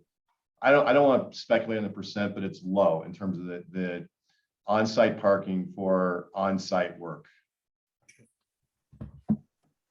So speaking of cutting back on traffic and public transportation, Will these units have washer dryer in them? Yes. Yep, we got a micro stack washer and dryer in each unit. We've talked about this, Aaron, about should we have, like the BOEC has out on, out by Eric, they've got that dormitory style thing. And what we've learned conclusively at Moose Landing, we've got 32 units, 16 are 1 bedrooms and 16 are 2 bedrooms. When we have to introduce roommates to one another in the 2 bedrooms, that doesn't go well. So if you're by yourself, you want your own unit. And I've heard overwhelmingly from my HR department that grownups need their own bedroom, their own kitchen, their own laundry. And that's why we have 400 square foot studios, not 800 square foot 2 bedrooms or some kind of communal situation. We have heard emphatically from our users that 1 person, 1 unit. Okay. It might be 1.25 or what, Rick? Yeah, great. Rick? Eric, if we're gonna do discussion, can we remove the share screen and get bigger pictures back so people can see each other a little better for the discussion? Stop share, I'll do it. All right. Thanks, Mike. Sorry. Okay, more questions, and then we'll go to discussion. So there was no sustainability discussion, I don't think. Where did Duda go? Oh, there he is. I'm right here. Right next. Hollywood Squares. Do you have I'm do you have called in. plans? Do you have plans or thoughts on solar or anything that would be consistent with some of the priorities that the town has for sustainability right now? Kelly, we haven't made it that far in the discussions. I think our track record in our buildings, they exceed town code, dramatically. And I have no reason to think that we wouldn't do that. We've talked about solar on it, but that's just all hypothetical conversation right now. But our company is committed to green practices. And so we've not gotten there. I don't think that that's an issue for us to worry about. For me to worry about, if you say green, I'm not going to say no. I'm not going to say red. I'm going to say, okay, green, let's go. Wow, that's a good way to deal with the honey badger. Just tell her what she wants. Mike, thank you for this. I think one point that was super important for me was the deed restriction up front to make sure it's workforce housing from the beginning and there's no possibility of converting it to market rate. So thanks for that. Some questions on the covenant. So you talked about the live in, work out. So there's no remote worker possible. Within the covenant, would you maybe put something in that this would be for workers in the upper blue? And also I'm wondering if there's an opportunity in this to open up this workforce housing for other employers within the community. For certain, I would do upper blue. I'm open to whatever you guys want on the deed restriction as long as it makes sense. My goal is to provide housing for people making less than $20 an hour. My goal then is to provide housing for BGV employees because it helps us. We're at least 75 employees short. I mean, like most people, we're at least a solid 10% understaffed right now, maybe more than that. So first and foremost for BGV, but would we? Sure. I mean, if we yes, we would be open to working with the community. I'm just, if some of the, like if Dick wanted to buy up front, said he wanted to buy 10 of the units from me as part of the deal, then we'd figure that out and they'd be his. But they would be with those deed restrictions, right? And so you couldn't do an end run around those. So would I sell some of these units to other employers in the community? Yes. Would I do the robust deed restriction? Absolutely. You want to be a good community player on this with you guys. Hey, Carol, I think something that's important up front is if we are going to do a deal for the PIFs, that Mike doesn't pay for them until he gets the benefit to 24R, then that needs to be open to the public. It needs to be open to everybody. That needs to be part of the way we structure this deal. Anything that he gets from the town that he then uses for 24R, I think there is a until that point, I think there's a need for Okay. the community to be able to benefit from him not paying those PIFs right away. Yeah, that's an important component that I'd love to see. Mike, how would you feel about with the rent cap at 1,000, making that 4% variable based on CPI rather than just 4%? Do I get the upside with this inflation? Well, yeah, until the market crashes. Well, no, I know, Yeah. but if you want me to say no more than, if you want to have it wheel off of COLA, then that's fine. It should cut both ways though, right? Well, no, it would have to cut both ways. I don't know what the math is on 4% over, say, 25 years compared to CPI over 25 years. You know, it's easy to look in the short term and say this would negatively impact the rents today, but what does that do in 10 or 15 years? So I would like some not discussion right at this moment about that, but I'd like to see what that math means. Yeah, if I was just trying to keep that simple. If you want to have it based wheel off CPI, that's fine. If it goes both ways, I mean, we're in it together. We're in it together is the way I look at that one. So I'd go, because my reality is that, well, yeah, if we're in it together, we're in it together. I'll do it both ways. It's up to you guys. Other questions for Mike? Dick? Hey, Mike, I really appreciate bringing this to us. This could be exciting. I hope we can get it across the finish line. Thanks. Question kind of in relation to Eric's statement about the PIFs. I think with the density, the additional density that you're going to need, I mean, there's some big numbers that come with that density. Are you looking for that to be free from town, or are you looking for that to be fronted up front and then you pay for it when you take advantage of 24R in future developments? Well, that's a good question. I hadn't thought about the second part of it. But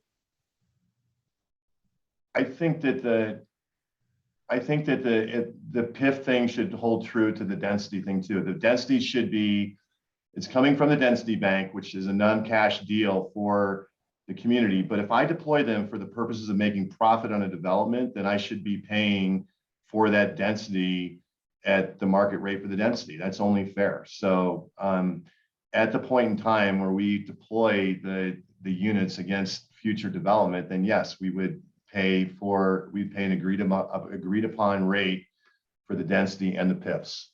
Yeah, you said it better than I did. And Marty starts at a baseline of 21,000 square feet. And so what we're talking about for density is that which is above what Marty already has entitled on the property. So we're talking about roughly 7,000 square feet. Right.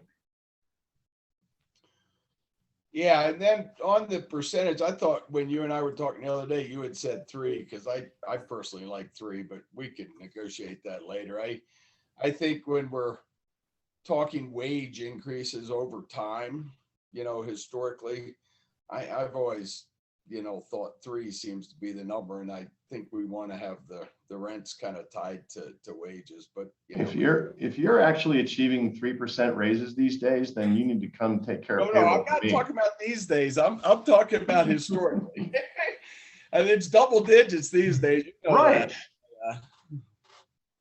That's the other reason why I don't want to do the AMI thing, right? Because it's going up crazy, and then maybe it adjusts. I don't know, but it doesn't work with that. I would ask you consider 3%, because that's what I thought we talked about. Yeah. Whenever that was. Other questions? Okay, who wants to start with comments and give some direction or no direction? Well, Go ahead, Kelly. I just wanted to say the same thing that Dick said, which, Mike, I really appreciate you bringing a big employee housing project like this to us. And it's exciting to get a partnership going where, we are in a housing crisis and we need these right away. And to be hitting this, more than just from the town of Breck is a great proposal. I also really like the studio approach. I agree with your HR. I think that, just people are going to be really happy to have that option out of there. The way this came in the packet with not having it deed restricted from the very beginning, I felt like was a non-starter for me. So I appreciate that you got there before you even gave the presentation. I think that really helped make this a much more smooth conversation. I also really like Dick's point about paying for that when 24-hour, when you begin to use these from sort of the bank for your future developments. I think that's a really good point for both the PIFs and the density. So I think I agree with the project and that it's an exciting thing. I definitely also agree that there's a real traffic consideration there. It is a known issue. And I'm not sure what traffic studies have been done in the past, but I feel like the traffic in Breckenridge is so much greater now that whatever those past studies have been, they should really be looked at carefully and most likely updated with new numbers and new data. That Summit stage stop, while I agree it's terrific that we have a location there, that's an insane location for the Summit stage stop. The bus has to come in the turn lane, in the right-hand turn lane through the through that intersection in order to make that. And it's like just crazy that that's the way that is located. It's very dangerous. So I definitely think we need to look at changing that location of the bus stop when we look at realigning this area.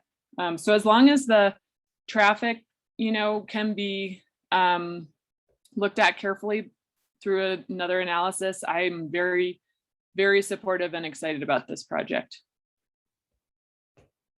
Erin? Yeah, I echo a lot of what Kelly said. Thank you for bringing this to town. It was an interesting read. I'm glad that we got there. Like, I think there were a lot of really great points that came up tonight. And the conversation really helped in your presentation. I see that Wendy Wolf is watching right now, and she has talked, when she was on, she talked a lot about this intersection and the bus stop. And so I think it would be great to hash that out, because I also think that this area is a great area for workforce housing and to get our workforce out of the cars and be able to use public transportation, hopefully be able to walk to the grocery store. That would be great. So I think we should do what we can to encourage that and get people out of their cars. Yeah, I think overall it's great. I like the CPI idea. I'd feel more comfortable with the 3%. CPI was negative in 2009, so that would be an interesting thing to look at. But overall, I think something that really aligns with some real numbers and instead of just drawing 4%. So I am more comfortable with that. But yeah, overall, I'm glad to hear what your HR said and the sustainability practices. So yeah, thank you. I definitely feel comfortable seeing this move to the next step. Jeffrey? Yeah, I agree with everything that's been said. I think I'd like to see it move forward to the next step. I know that I don't want to get in the weeds right now about this, but something that I would like to see, these are going to be entry-level employees, probably, a 9 to 5 type or prescribed hourly. I would love to see BGV provide a shuttle for their staff to get up there. I mean, that's certainly nothing that I'd require right now, but I'd like to look at that rather than public transportation. But if that's how it works, just because that bus stop to get to public transportation, they have to go to the south, to the north, then take Coin Valley Road, then hook around back. So yeah, I'm saying move forward with this thing, but I think what concerns me is the traffic and the egress, and we're gonna have to kind of figure out the feng shui for all this stuff, and hopefully the town won't have to pay for any of the road improvements. Yeah, sure. Dick? I I agree with all comments. And again, thanks, Mike. It's exciting to try to put something together, work on this problem. Yeah, not to add anything else, the fundamental thing for me is, you really said it better than I did. When you start using these things out of the bank, that you repay town for anything we gave you out of value, or we loaned to you, that has value. Because I'm happy to help and reduce the cash flow up front. And then, you pay it back when you start using them out of the bank. So that conceptually, I think, is a real win-win. And so that one, if there's anything unforeseen, but I can't anticipate anything, but that's the conceptual piece. And yeah, the traffic's gonna be a super challenge, and we'll have to work together. I really appreciate the offer to provide land to help us overcome that. I mean, it's a challenge now, and there are a lot of kids in that area, going to the rec center from the Wellington and all of that. So I really want to spend the energy and time to get that right. It's important. Dennis? And Mike, nice turnaround from no deed restriction to deed restricted. I like that. Good talk. Hey, I did agree with Truckee. He said it's got to pass the fit test. So I'd like to see it pass that fit test. And then I also would like to see as we talked about, the AMI agreed upon before we move too far down the road. But otherwise, good project. And Carol? Yeah, I think this is a great location for workforce housing, and it's definitely a better addition and more commercial to our community. So I think that's great. And any workforce housing we can bring online through a public-private partnership, I think, is something to aim for. So I think this is wonderful. Some of the topics we brought up here, I think, are important to continue to take into consideration and hash out. Sustainability, really taking into account safety at this dangerous intersection, open to other employees, a fair deal with the PIFs and density, and of course the details of the covenant. But otherwise, I think this is a great opportunity, and I'm super supportive of continuing this conversation. And I agree with all of that. Just so everybody knows, that bus stop's pretty important because a lot of kids catch the purple route in the morning and take that bus to the high school. So we need to make sure that continues to work. But I think Kelly's the one that pointed it out. The trouble is not just the Summit stage, but when the purple park's there to drop people off, it has to make a actually 3-lane move to get into that left turn lane. So it is, we as a town need to just make sure that that's the right place. I think there are 4 things that we have to sort of punch through fairly quickly to make this all go for the fall, because I think that's important to all of us, that we get housing as soon as possible. We have to get a fit test from planning, which, as Truckee knows, you don't need super intense drawings for a fit test. It's just got to be sort of size and shape. We need to work on a development agreement to include some of the things we talked about. Engineering has to chime in as far as if we think something like the pork chop will work to make the crossing motion for people safer, so that the right turn motion actually occurs on the other side of them. And then an annexation agreement so that the applicant can be sure that, that water will be forthcoming and so on. So I'm sure I missed something, but I think those are the things that are going to be important to do right away. I think it's a great location. I know that we will have, some traffic issues having people living there, but honestly, I think the traffic issues are better with this than with a Starbucks or a Chipotle. What Marty was originally contemplating, I think, has a much more intense use. So I think we can work through the things that we talked about today. Cool. Thank you. Thank you, Mike. Yeah, Mark. Eric, just one clarification. Marty has already given us an easement for the pork chop. Okay. So Great. we have that. I probably want to have Shannon Smith just take a look at it and make sure it still meets our specs, because that was a number of years ago that happened, but we do have that in hand already. Awesome. Well, thank you guys for your time. 7 yeses. I'm going to go buy a Mega Millions lotto ticket. Thank you. If you always just bring workforce housing projects, you will always get 7 yeses. There you go. Especially when you say yes to what everybody says. Right. Have a great night. Thank you, guys. Thanks, Mike. All right, hey, let's take a quick break if everybody's okay with that. Yep.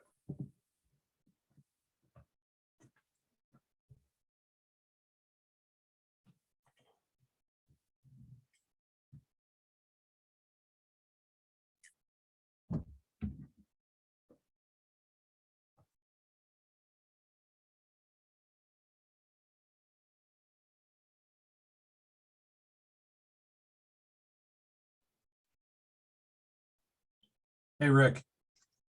Hey, is the Frisco news common knowledge now? Is that out in the public? On the Summit Daily. Oh, is it? Did you start your search already? They're talking about it tonight.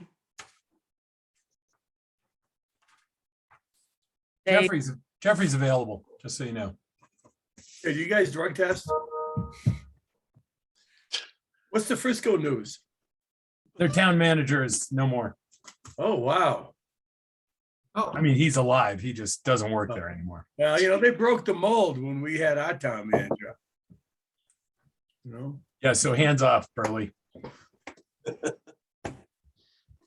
Jesse, do you need August for this? Yeah, they might try to entice him with a season pass to the fun park. Sorry, sledding's his life. Tubing. Oh, tubing, that's right. 1, 2, 3, 4. Did someone ask me if August, we'd like August to join as well? Oh, great, perfect. Okay. Hold on, do we have all the council here? Who are we missing? Is that everybody? It's everybody. No, I wasn't counting myself. That's why I kept counting with 6. All right. Okay, we're going to move on to renewable energy mitigation discussion. Jesse, I'm assuming you are going to start this off. Mark's actually going to kick it off and then hand it over. Thanks. Okay. Thanks, Jesse.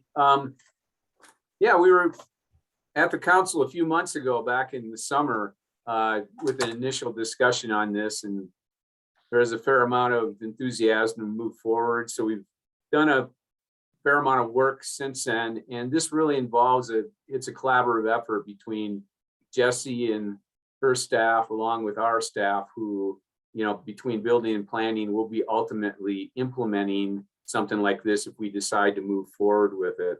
So anyway, we had, are we going to have some slides up, Jessie? Yeah, I'm trying to share my screen. Okay. I'll just keep going while you're trying to do that. So, obviously with our sustainable Breck plan, a high emphasis on reduction in energy, and the climate action plan that we've signed on to also has a big goal regarding that, the Summit County Climate Action Plan, to reduce our emissions by 50% by the year 2030, and then by 80% by the year 2080. So this REMP program, outdoor energy, is something that would go a long ways, or at least be one of our tools that we use in accomplishing that. Right now, 80%, there was a greenhouse gas inventory done several years ago by the group that helped us with the climate action plan. And they determined that about 87% of the town's greenhouse gas emissions come from buildings. It's a relatively small percent. 12% that actually comes from automobiles here. So it's a pretty important issue. Right now, as you know, we regulate the building code indoor energy use, and we've got the Zero Energy Ready Homes program, or sustainable code, along with the energy code. So we're doing a pretty good job on energy efficiency inside buildings, but there's no current mandatory requirements that limit outside use. We do have some disincentives in our code in policy 33R, where you can get negative points for putting in heated driveways and things like that. Anyway, moving on, natural gas, there's some constraints to that. You know, it's one of our big greenhouse gas emissions. There's constraints to it in Summit County, and Excel has been telling us there's going to be huge price to pay for future natural gas infrastructure, and there's just frankly limitations. So they're working on partnerships right now to try to limit new natural gas infrastructure because they don't have the capacity to support it and the natural gas they need to make that work. So another thing that's key here is our destination plan, obviously done a couple years ago, talked about having our community recognized as a sustainable destination. And so we've gone on and done that with a lot of Jessie and her staff's hard work. We've got the Mountain Ideal certified sustainable destination recognition, along with the top 100 destinations. And in those recommendations that came back from Mountain Ideal, part of it focused on taking a look at how we were heating outdoor spaces, and an opportunity for growth for the town is actually in reducing that and mitigating impacts associated with outdoor energy use. Then finally, another thing that we talk about here is Mountain Town, the MT 2030 Summit that we went to, the inaugural one back in Park City a couple years ago. We're going to be hosting the one coming up here this fall in September. And so obviously net zero is a goal of that whole effort. And so anything we can do to move towards carbon reductions and net zero is something we want to do. And that's something certainly that we've done on our recent housing projects, such as Alta Verde 1, 2, and Block 11 housing, as we've gone to a net zero model. So that just provides a little background for why we're pursuing this at this point in time. And now I'm going to let Jessie get into some more of the specifics. Thank you, Mark. And I want to mention, we have August Has on the line from Resource Engineering Group, and he's available to talk more in detail about the calculations and the engineering that went into this program. And he does have to leave at 6:15. So I'm going to go through my slides, but if we can answer perhaps any technical questions kind of mid-presentation here, that would be appreciated. So we'll get in just a minute. And I will throw in, I have to go pick up my son from hockey, so I can join back in via phone and still kind of listen in and answer questions. I apologize, it's just timing's not quite working out perfectly, but I'm happy to answer any questions I can. And thanks for being here, August. You bet. So last year, the Climate Collaborative and Lotus Engineering, who helped us with the climate action plan, looked at 9 strategies to kind of answer the question, what policies can we do that's the biggest bang for our buck? And we looked at it both in terms of cumulative emissions reductions as well as a timeline for implementation. And so you can see on this slide here that the Renewable Energy Mitigation Program and the associated revenue that's generated from it that gets reinvested into energy efficiency projects ranks at number 3 in terms of cumulative emissions reduction potential. But it's also number 1 in terms of ones that we can implement quickly. And so this really is a biggest bang for your buck in terms of what strategies have been identified in the climate action plan and which one should we be moving forward with first. So with that, this is a slide, I'm not going to get too much into the scope of the problem. We reviewed a lot of that during the work session in July, and it's also mentioned in the memo. But just really at a high level, in 2019, 10,000 square feet of residential snow melt was installed in the town. And up till that point, we haven't really been tracking in aggregate how much snow melt we have in town. And so we just did this from pulling permits in 2019. We realized 828 roughly million BTUs of energy being used. And if you do the energy equivalents of that, you're looking at about 37% of the size of one of our Breckenridge solar gardens. That's a significant amount of energy for heating the outdoors and for just particular type of amenity. And that's only snow melt. That doesn't include the spas and the hot tubs and other things that we'll recommend this program looks at. So the goal of REMP at the end of the day is really to stop burning fossil fuels. I mean, plain and simple, that's the biggest goal. We do that by creating economic price signals to reduce people's interest in installing things that heat the outdoors, particularly snow melt, but like I said, there's other appliances as well. If you can't or won't or still want that amenity, there are options available for offsetting that outdoor energy use with renewable energy. And then, of course, as I mentioned, there is a payment in lieu function of this program, whereby those funds are reinvested into energy efficiency projects. And we've seen from programs in other jurisdictions that there is a 6-to-1 potential to leverage those dollars into more efficiency type projects.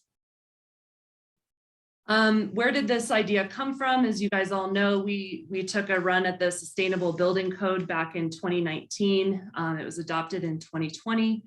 That was an 18-month long stakeholder process during which we also were talking about outdoor energy use. And at the request of the stakeholders, we separated those two issues, one to deal with the building envelope and the Sustainable Building Code, and then to look at outdoor energy use through REMP at a later date. So here we are. This portion of the program took an additional 12 months. You can see here some of the stakeholders that were listed as part of the group that made recommendations to this body. And you know, of course, this is not an exhaustive list by any stretch of the imagination, but we've also had some additional folks weigh in with some really great recommendations that we have also incorporated into our proposal tonight.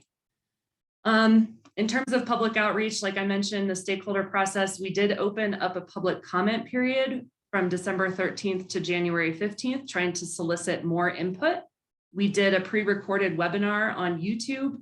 We held a virtual open house on January 20th, and the Summit Daily did cover this and cover particularly the comment period, which did stimulate some additional comments from that article on January 1st. They ran that. And you guys received a summary of the comments prior to this meeting. So in terms of the program, and we'll circle back to this at the end for some policy direction and discussion, but the long and the short of it is that there's essentially two programs, one for residential and one for commercial. This would apply to hot tubs, pools, snow melt, and fire pits.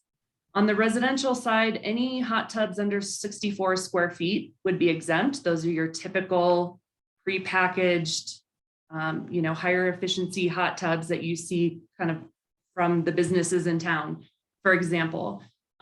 Pools are significantly a different animal. So those would be, there are no exemptions for pools.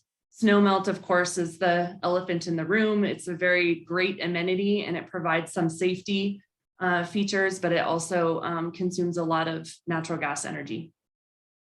On the fire pit side, I can go into more details on the exemptions a little bit later here, but the recommendation from the stakeholder group is that the residential fire pits are not required to be mitigated, but rather have controls and timers for them.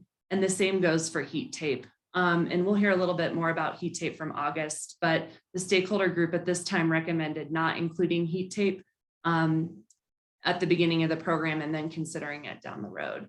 On the commercial side, hot tubs, at this point, no recommendations for exemptions there. Pools, same thing. Snow melt, same thing. And then fire pits for commercial, they tend to be more permanent structures. And the stakeholder group is recommending a 10% offset for fire pits, mostly because other communities haven't necessarily regulated fire pits. So we don't have a lot of data to build a very good calculator with that. And again, August can talk a little bit more about that as well. So we're learning about fire pits and we're recommending a lower offset rate there. I covered almost everything except 100% of the energy from these appliances amenities, if you will, would be offset on site, would be the recommendation as well. And this is a number that can change based on the discussion here tonight. If you guys wanted to change that number, there are communities that have done things like 50% offset, for example. So where does this live in the residential side? We're proposing 10%. For the fire pits. Yeah, okay. And just to chime in briefly on that, the way that we've crafted the calculator that Pickens County's used, that we're using as a basis for this calculator, every single item that's in that list can be adjusted what percent offset. So, you know, and then also on the credit side, same thing there too. So say, you know, for example, today you adopt it with heat tape at 0, and later you want to change that to any number between 0 and 100%. You just change that number. You know, you obviously have the conversation here, agree to change it, and then it's something that's changed within the calculator rather than rebuilding the tool. And I think that gives you a lot of flexibility in the future to make those decisions. And, you know, I just also say that, you know, on the technical side, just I found that to be really important for everybody to have, for each jurisdiction to have that flexibility and to be able to adapt to political winds as they might change over time. Could you explain the heat tape? Isn't that something that's you pretty much have to do in some homes or some aspects? And that's electricity, that's not gas, correct? Correct. Heat tape is, I mean, with some designs on some locations, it's going to be required, absolutely. But that's kind of one of the things that we found through going through this process with, you know, and that's not just Pickens, but also Aspen. We've town of Telluride and town of Crested Butte, is that it's something that people aren't really aware of, the significance and the quantity of heat that's used for heat tape. Frankly, I wasn't until we did an initial study based on it, or sorry, to dig deeper into it. And, you know, the idea here predominantly is to raise awareness of how much energy is being used. That's one of, like, when we talk about the 10% offset, I think that's a good way to start there, because people see like, oh, wow, when I laid out this snow melt, this is burning, you know, 8 kilowatts worth of PV of energy per year. Okay, this spreadsheet is only saying I need to mitigate, you know, 1/10 of that. But man, I wasn't even aware that I was burning that much energy with my roof mount system. And, you know, particularly for architects and electrical contractors and general contractors, to have that feedback and see like, wow, I really shouldn't have put that valley on the north side where there's a problem. I should try to think of a different roof design next time, you know, and work and progress. August, while you're still on, can you talk a little bit about the details of the calculator and how you got these square foot averages, the multipliers, the different factors that go in that make this less of a blanket approach and more specific to our climate? We know snow melt's not on constantly, and just some details on how that was factored in. Yeah, it's probably it's a deep dive on a lot of those, but let's just kind of, I'm going to maybe start with the really big picture, which is that we've chosen sort of a currency of sorts here for offset. And that currency is how much solar electric panel on average needs to be installed to offset that same amount of energy. So that's where, like, when you look at this, and this is an example calculator, by the way, this is a Pickens currently adopted spreadsheet. So like if you plug in a number here for snow melt, you'll see these PV kW. That's the kilowatts of PV required to offset that much snow melt, and then payment in lieu. So it's sort of already setting you up for, here's your 2 options. You can either put up the PV or you can do the payment in lieu. And that goes down for each of these uses. And there's multiple sheets to this calculator. It's actually fairly involved. And one of them is the background Calcs page. And on that page, you know, I was involved as a, you know, like as an advisor to technical committees a few times over the last 20 years, as CORE helped the jurisdictions in the Aspen area develop theirs. And one of the things I didn't like about the original spreadsheet, whoever set that up, was all of the formulas were hidden. I don't think intentionally, it's just how it was set up. And so when I actually redid this for Pickens in 2020, we actually spent a ton of time going back through meeting notes that I happened to have been at, never thought I'd need them, 15 years later, and dug through and found the formulas and found the discussions and unburied all those things. And in our background Calcs page, you can click on the things. And if you're scientifically minded, you can look at how everything relates and see the methodology in working in real time. In addition to that, I'm actually working with Basalt right now and created a calculator for them. One of the things they've requested is a verbal description of each calculation. And so, that's work. One of the things that's going on here is all this work's getting leveraged. Like I don't charge, well, so far all jurisdictions have been like, well, this is public knowledge. Of course, if you've made it for us, you can share it with the next jurisdiction down the line. So there's been a great sharing that's going on. And so, whoever gets there first, so to speak, will have a better verbal description than hopefully is a piece of paper that you can look at and reference. But in a real brief synopsis, snowmelt, we look at how many hours per year is it snowing. And then we know in general how many BTUs per square foot snowmelt systems need to function correctly. They can be designed way worse than that, but like a good, well-running system. And then for each snow event, we add on 4 hours of cleanup time because we've seen that that's a pretty good number for residential. And then we total of those BTUs for the year. On the commercial side, they idle, so they run at lower temperatures quite a bit more because they need to respond quicker. And so the commercial numbers are quite a bit higher based on that. The spas and pools, spas are based on both some very detailed calculations that my company's done over the years with energy modeling, trying to, it's actually a pretty complicated interface about how to predict that based on weather files, which we did locally. But we also took and drew that in with local spa suppliers like, hey, what are you usually seeing for bills? Oh, it's usually about this much, and kind of trying to come at that from multiple angles. A quick comment then on the snowmelt. It's one of my few frustrations with this program is that in Picken, we've been doing it for 20 years and we still don't have measured data from snowmelt. Yeah, it needs to happen. Randomly in the last week through similar conversations with the town of Crested Butte, one of their building official used to work for a company that had done a building. She's like, hey, when we did that building, we put in a dedicated snow specific or a dedicated snowmelt boiler with its own gas meter. I could call up my old friends and get gas bills on that. And she did, and I analyzed them. And I don't know, call it random luck, whatever you want, but it was exactly what we modeled for the commercial number for Aspen. So I thought I felt good. I'm like, okay, good. We've got one data point from the real world back, but it was precisely what we had estimated. So that's a good confirmation. Outdoor pools, same kind of thing. We've done a bunch of calculations and we size heating systems based on these calculations. So I know they're not frivolous. So we take that sizing number that's on an hourly basis, and then we build a spreadsheet that looks at the weather file for 8,760 hours of the year and do our best to estimate what is the energy use of those things going to be. Heat tape is actually even easier than that. We're getting modeling, we have the wattage of the heat tape. We know how self-regulating heat tape works based on temperature, and we're able to model that out.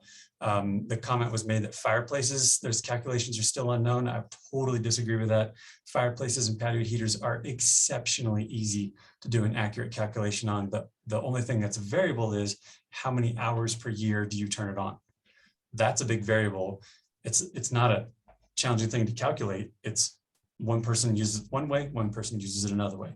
Just like on a pool, one person's going to set it at 87, the next person is going to set it at 94. And that's actually a dramatic difference in energy use.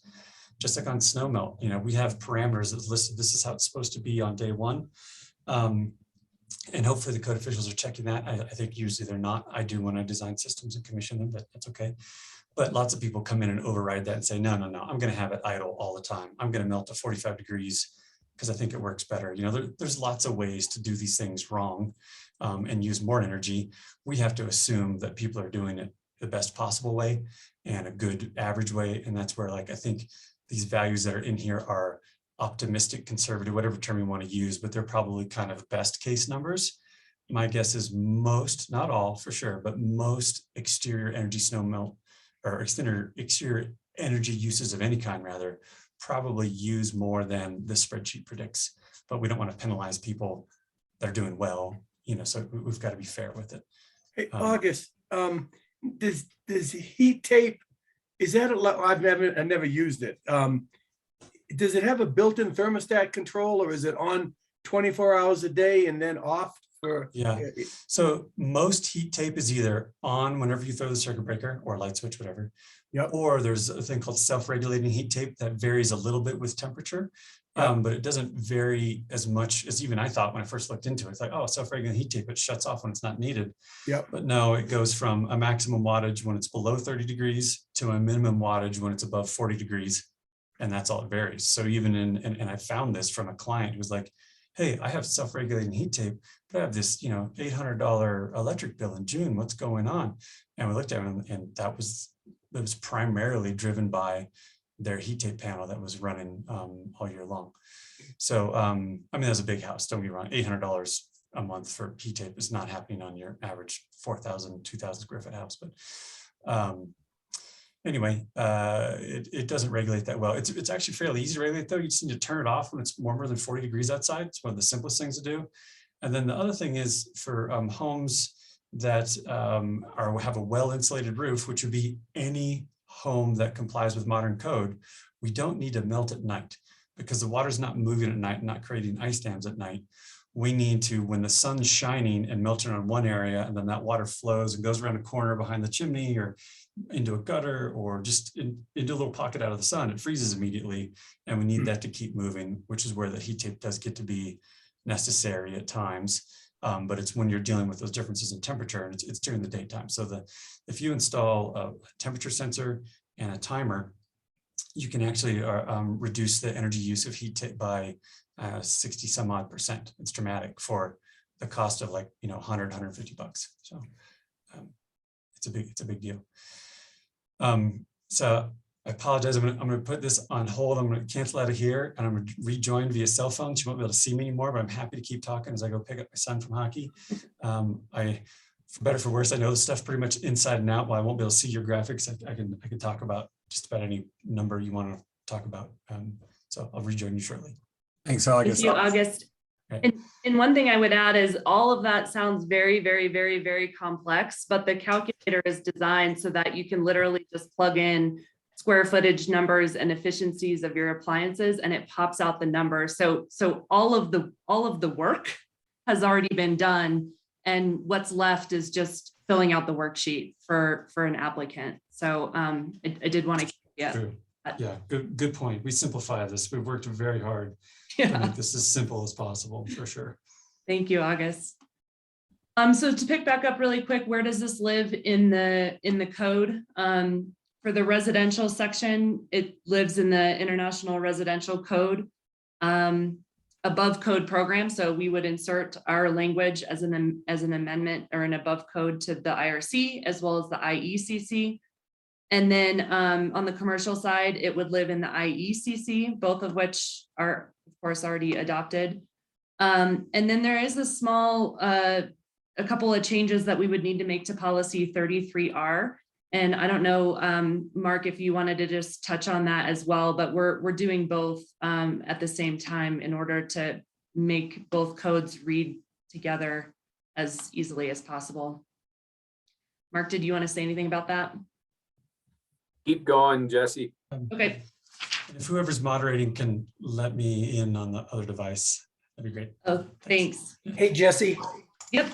Hey, when August comes back, that calculator, it zeroes out because it's just an example. Can you show us what it would cost for the average size house in Summit County? And we don't have to do it right now, but I would like to, is it a 3,000 square foot house or 4,000? What's the end number on it? So I'll just jump in there briefly if you guys can hear me again. Can you hear me? Yes. Great. So this version of the calculator, as we're going to craft it for Summit at the moment, is not going to have anything about house size. Pitkin chose to add in a house energy component, and the discussions so far have not led us down the same pathway in Summit. So that number would be 0 based on square footage. It's all just about how much exterior energy consumption do you put in? Do you have any snowmelts? Yes or no? Okay, then there's going to be an impact. Same thing for pools, spas, with some rules. If I remember right, there's a level of free snow melt we're doing in this jurisdiction. The spas below 64 square foot are exempt, et cetera. So your typical 3,000 square foot house would have a fee of 0 because it doesn't have snow melt.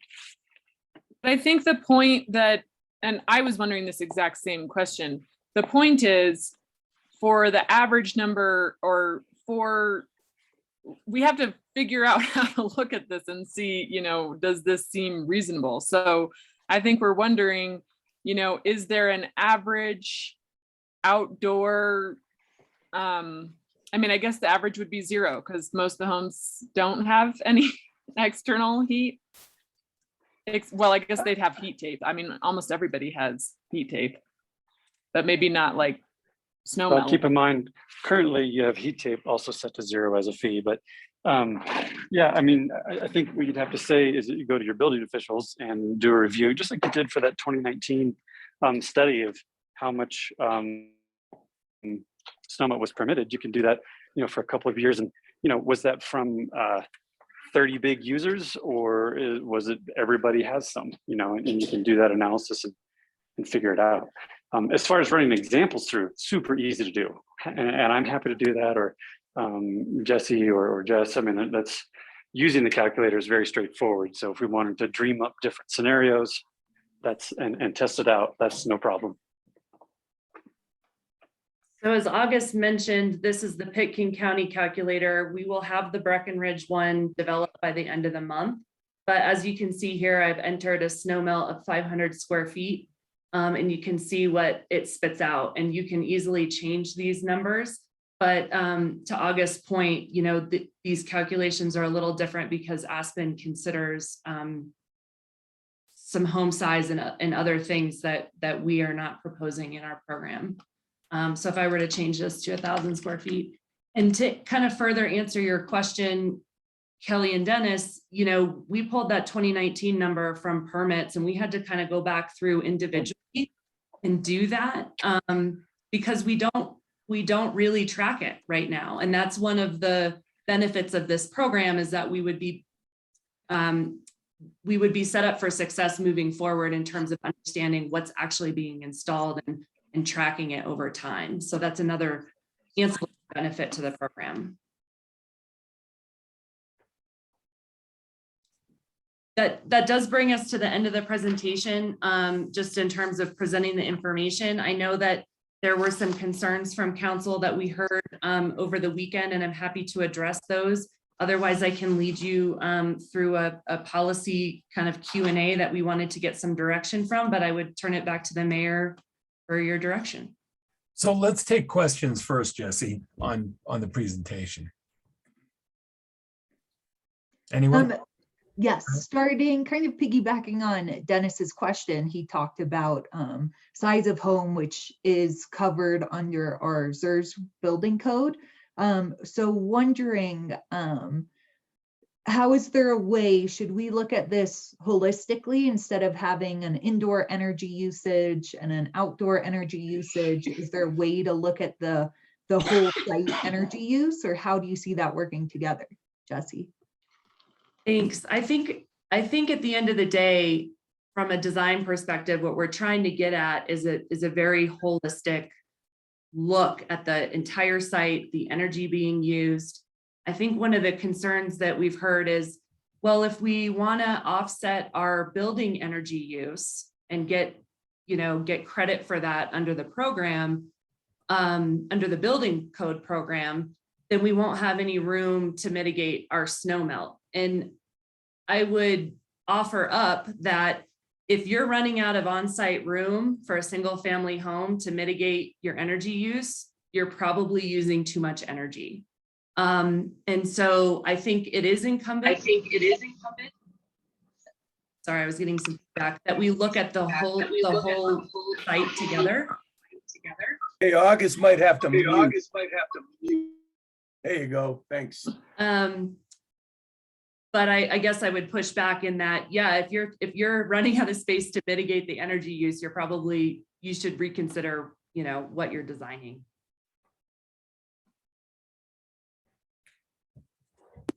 I want to counter that slightly though and say, the program is in general, and we can apply it different ways, but is designed to allow that off-site mitigation via the program such that you're not putting limitations on anybody's,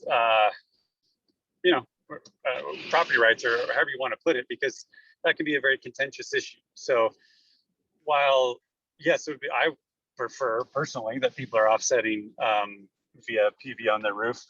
If they have a bad site for it, if it's facing north or whatever the case may be, there is this option of this payment in lieu to get it done. And so Jesse is, August, you have to. Sorry. Yep.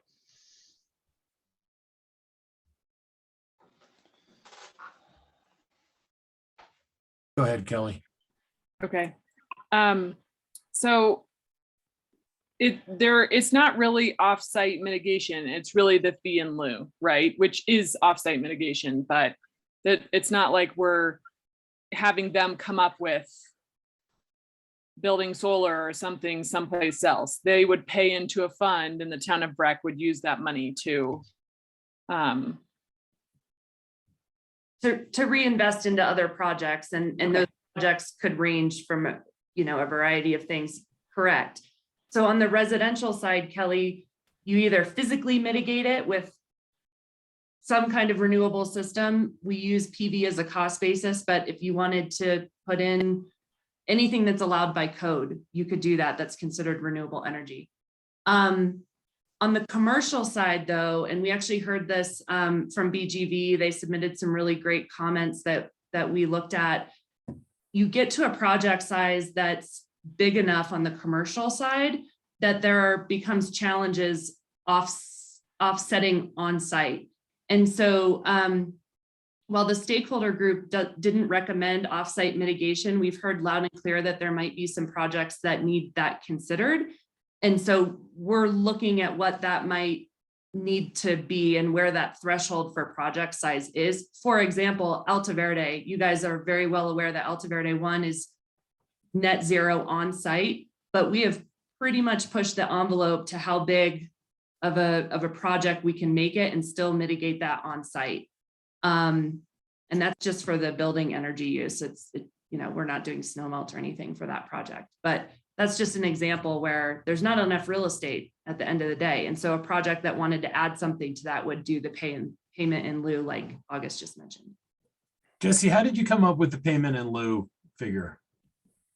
So the payment in lieu figure is based on the average cost of solar PV, I think over the last 20 years. It is the cheapest renewable energy to install. So it's the cheapest price point that we could have used.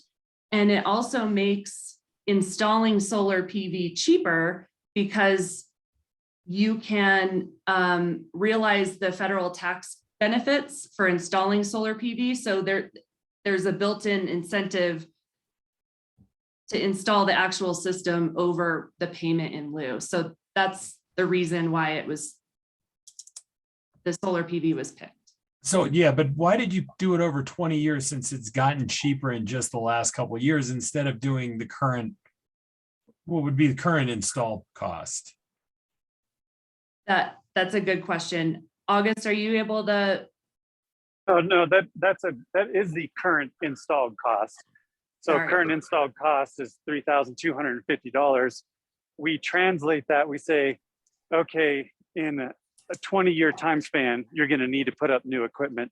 So that would be like effectively a recurring cost once every 20 years. And so then you amortize that out and you end up coming down in the calculator to, I can't remember exactly what it is. It's something roughly around like 10.5 cents per kilowatt hour generated. And so that can be compared against the kBTUs per hour needed. So, I mean, that's kind of you're getting down deep into the heart of the calculator there with that question. That's a good one though. Does that answer make sense? It does. I need to think about that more though with the sort of the repurchase in 20 years and how far out You know what I mean? How far out are we making mean, people pay to be- for? To be clear, you're not gonna make them repurchase in 20 years unless they were, to come back in and need to make a whole new system. I mean, it's a one-time fee for Okay. the system. That's what the calculator is based on, though, is that you are, purchasing $20 worth of energy, I guess is one way to look at it. So, and it, I will, so go it ahead. is the same cost, whether you do it on your roof or if you do it fee and lieu. That is exactly the intent. Absolutely. And, keeping in mind, of course, that one installation might have, maybe you're going to get a lower cost than that $3,200. I don't think so. It's fairly optimistic for most installs at a residential scale. But, it's a good average number. We've checked that in lots of different jurisdictions and locations, and that's current. What else would I say about that? I mean, it's also, that's a number that, like, if this were to, it's a number you would come back and true up. So for example, 3 years from now, you might want to revisit this tool and say, oh, solar's gone down, solar's gone up, let me change that number. And it would, ripple through those credits and fees. I gotta turn my truck back on. Hopefully we don't get the crazy reverb we did last time. I apologize. So could you, Zoom's not playing nice. could you purchase solar, off-site, like people currently do for their home? Can you just say, instead of doing the fee and lieu or solar on my roof, I want to buy wind power from Excel? Can you do that? So there's a couple of challenges with that, and we did look at this. So if you were to do a program like Wind Source or Renewable Connect, or even join a solar garden like we have here in Breckenridge, you can have that subscription anywhere in Xcel Energy territory. So if you leave Breckenridge, you can still subscribe to that garden at a new property address. And so it would be difficult to tie that mitigation to the property and not to the account holder for the utility. So that's one challenge. The other challenge is that under state statute, Xcel Energy will only allow a home to install up to 200% of the home's electricity usage.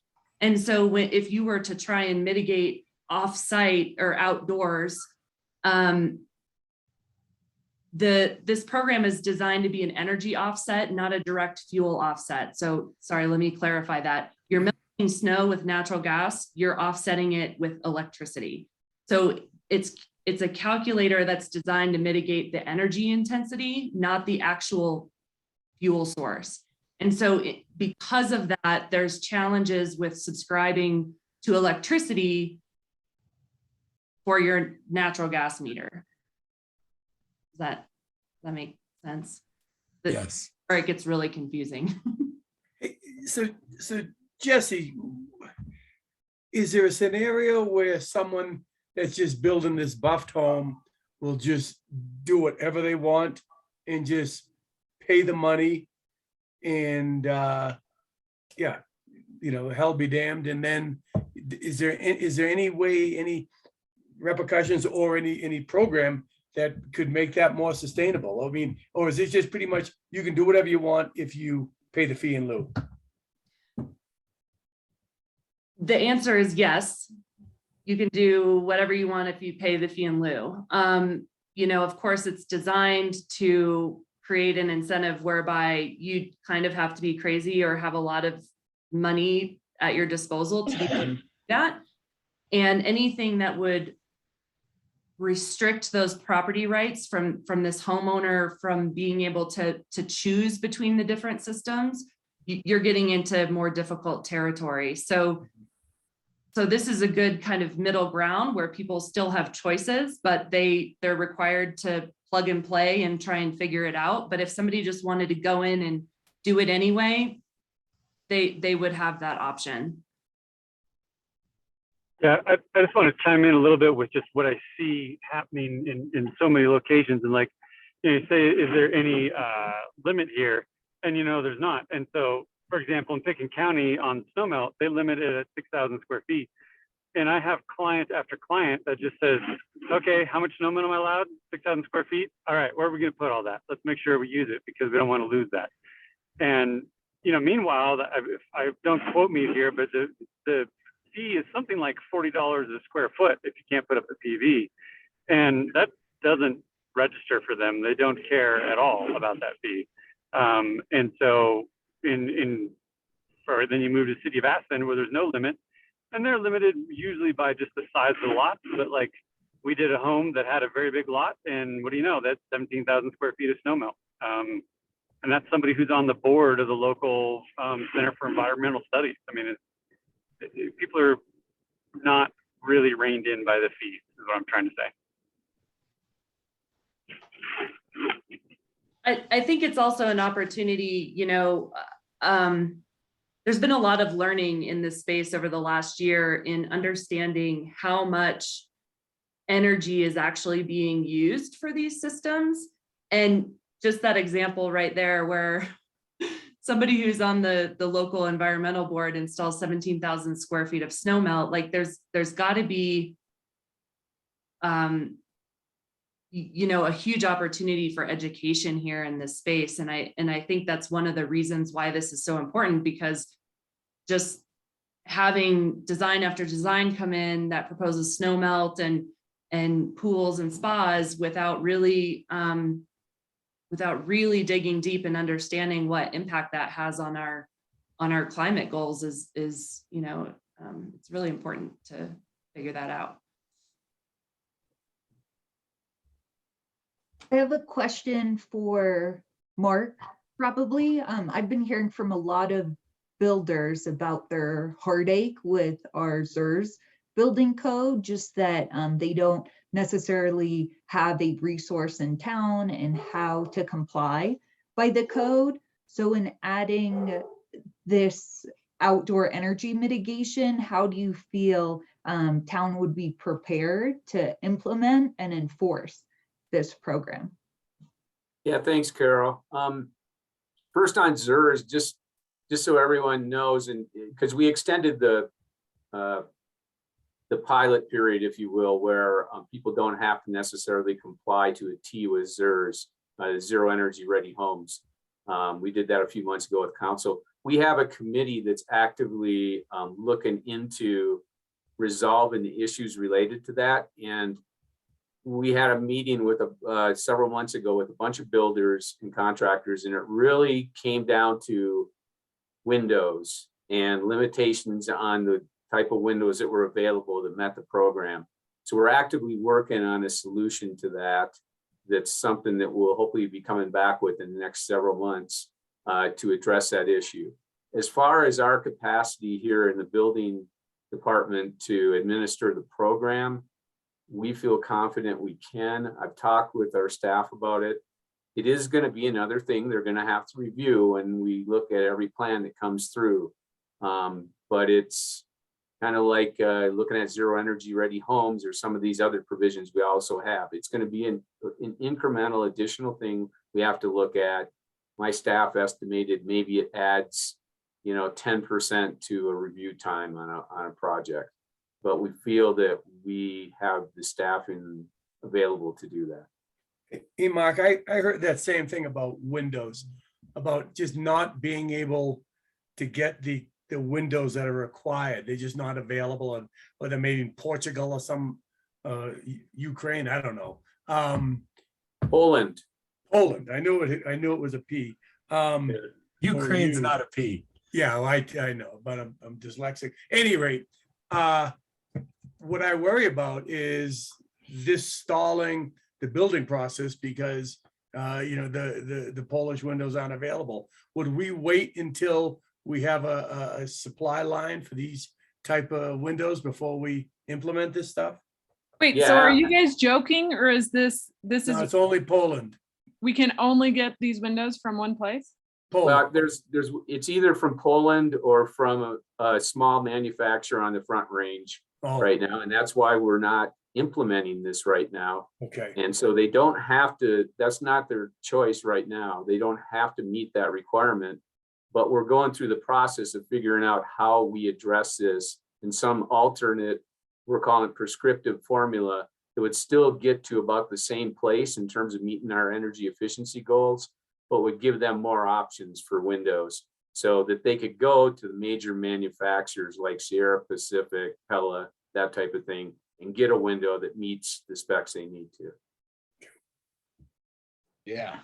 So I think like this is a good example of why, you know, fully vetting is really important. And part of that is the public engagement part. And I thank you for sending the comments in the write-up about the public engagement. What percentage of the building community and any other community sects that will be affected by this have been engaged, do you feel like?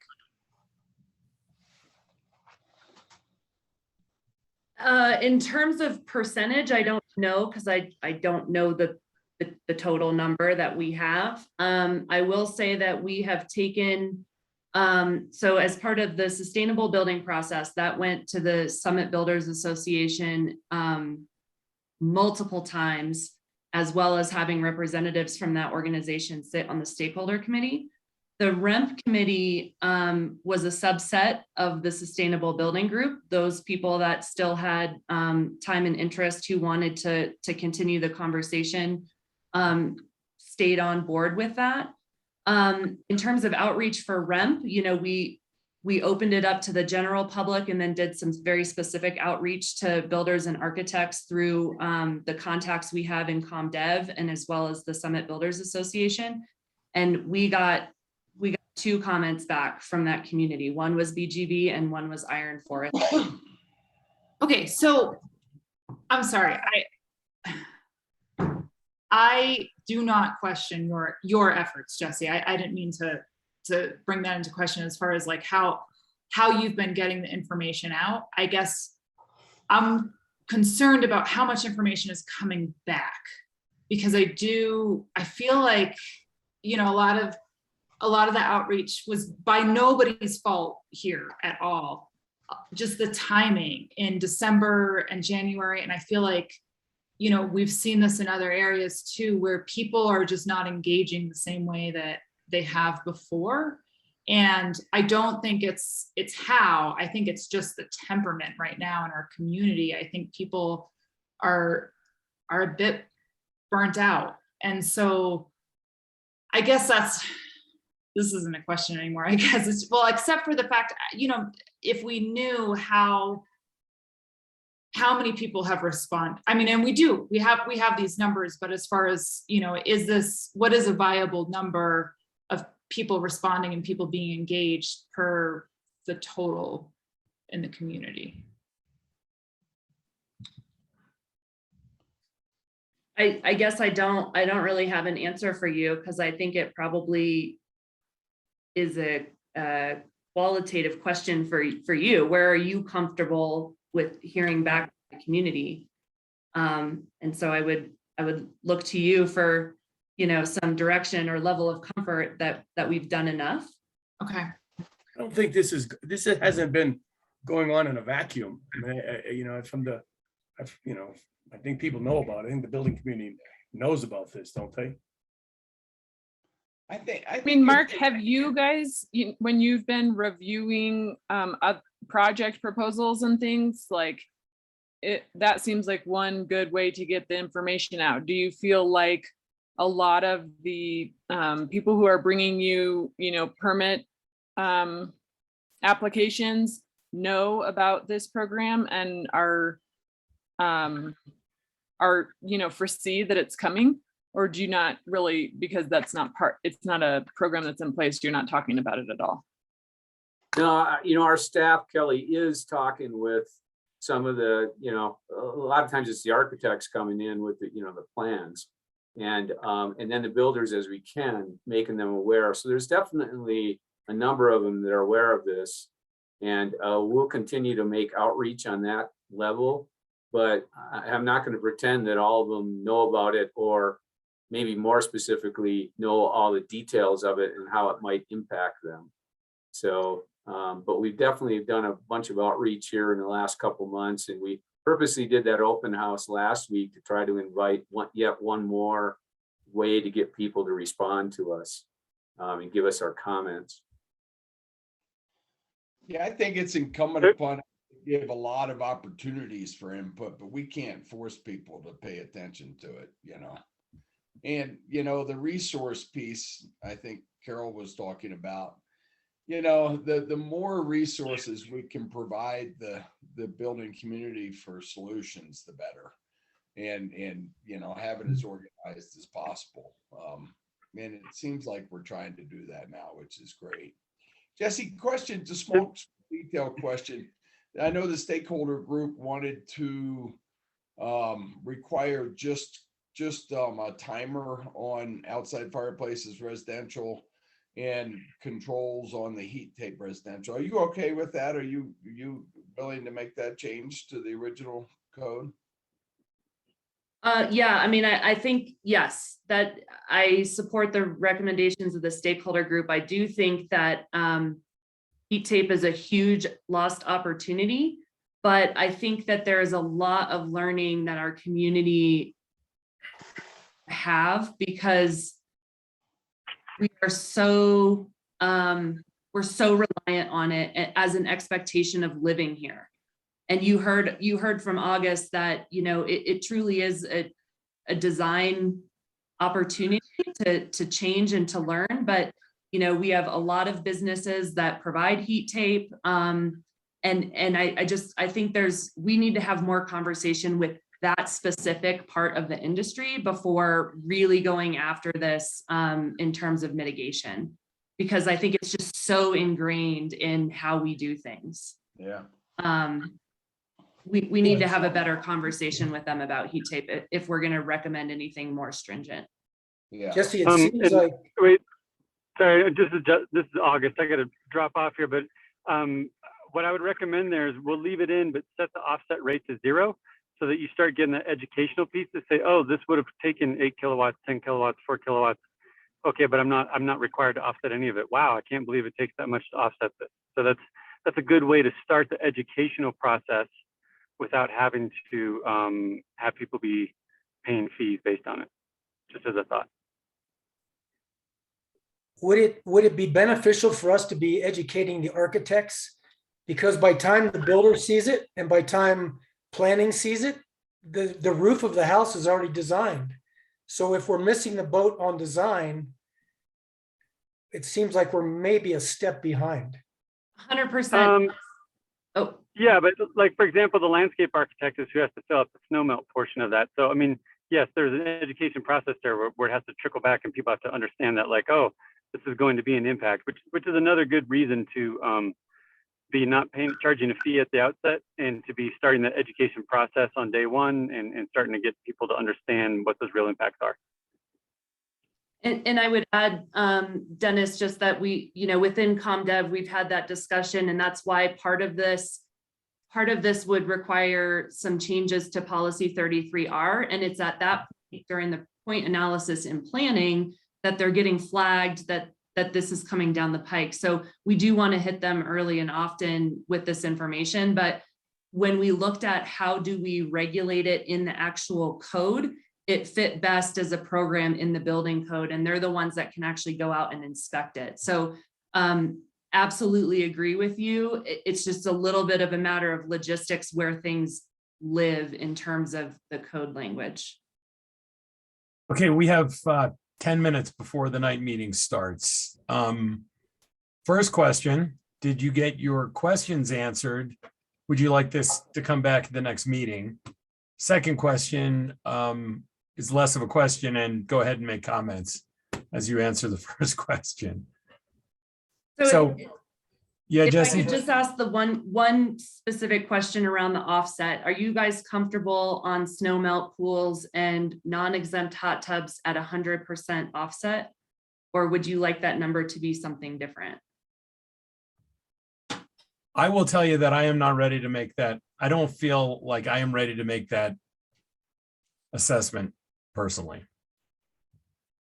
So to ask another question then, would you like us to come back with some more details on this to have those I personally would. And I think we have an outreach problem that I agree with Dick. It's not necessarily lack of what you've been doing, Jesse, but I think we have an outreach problem. If we only got 2 comments back, because I will guarantee you that when we put this into the code, we will get a lot of comments back. And I would like to avoid that. Yeah, that was the point I was trying to make too. And also Dennis brings up a good point to include architects as well. And any other community members that could be affected by this. But I think we benefit from hearing from them now rather than later. It's not just we have to make them aware, but I think we benefit from their information. Can I ask a question in terms of an issue that you guys might have seen really good feedback or community engagement on, and perhaps how did we get that? Because I'm a little bit at a loss as to how to get more. So if there's an example you could give me, that would be really helpful. I don't have one because we have bungled the last couple of things we've done. So honestly, Jesse, but also, Rick. I think internally we can have a deeper discussion. You know, we did an exercise several years ago and really trying to, as a senior leadership, and anticipating, you know, that we weren't anticipating some of the community pushback we were going to get on some decisions being made.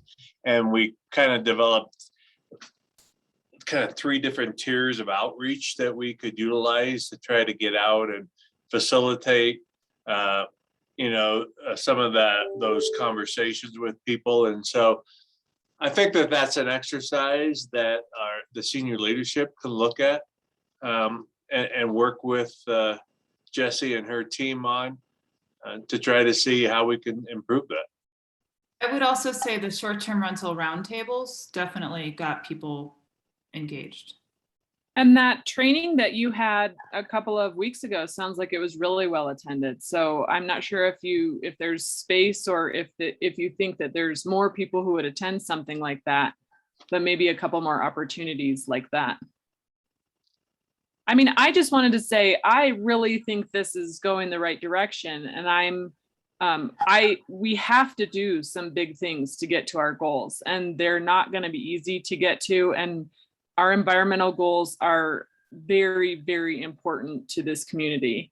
I mean, you guys know that. I can't express it enough, but it's the foundation of this community that we're able to, be on the front edge of environmental, of making real impacts. And I'm excited about the steps that Jesse's taking to move us forward with a bigger plan. And I don't want to give anyone who's listening the impression that, that maybe we're backing off on some of these goals. I, for one, am not. And I want to see this move forward. And I think taking the time to get the, more conversations going and make sure that we're supporting the people who are on the ground doing this is great. But I still want to be pushing this stuff forward. I just want to make sure that's clear. Yeah, I agree with Kelly. If not now, when? And I think we have made an honest effort to solicit outreach. And I would like to work with the Polish window crisis question, but I'm ready to move forward on this with haste. I think one question was in here, but yeah, and I think a large project, I'm okay with an offsite mitigation. But yeah, I think if we want to try to solicit some more feedback with the community, that's great. But I do think you guys have made an honest effort to do that. And maybe this meeting will light a fire under some folks, and maybe they'll get more involved. But I'm behind this thing. Dennis? I agree with you, and I agree with Kelly, and I agree with Rick, is that if we can somehow use all the tools in the toolbox to move forward, to do some more outreach. Jesse, you guys have done everything you can. Let's see if we can get more people engaged. I'm also very supportive and agree with the comments made, and I feel the urgency as well that I think Kelly and Jeffrey feel. I do want to give Rick and his team, the staff, and Jesse and Mark a little more time to try to, further the outreach efforts and get input. So, but yeah, it's a finite amount of time. I feel the urgency as well. Carol? Yeah, I agree with this direction and want to continue the conversation, but at this point, I'm not ready to legislate on this effort. Was that everybody except for me? Well, I just Aaron, want to say, go ahead.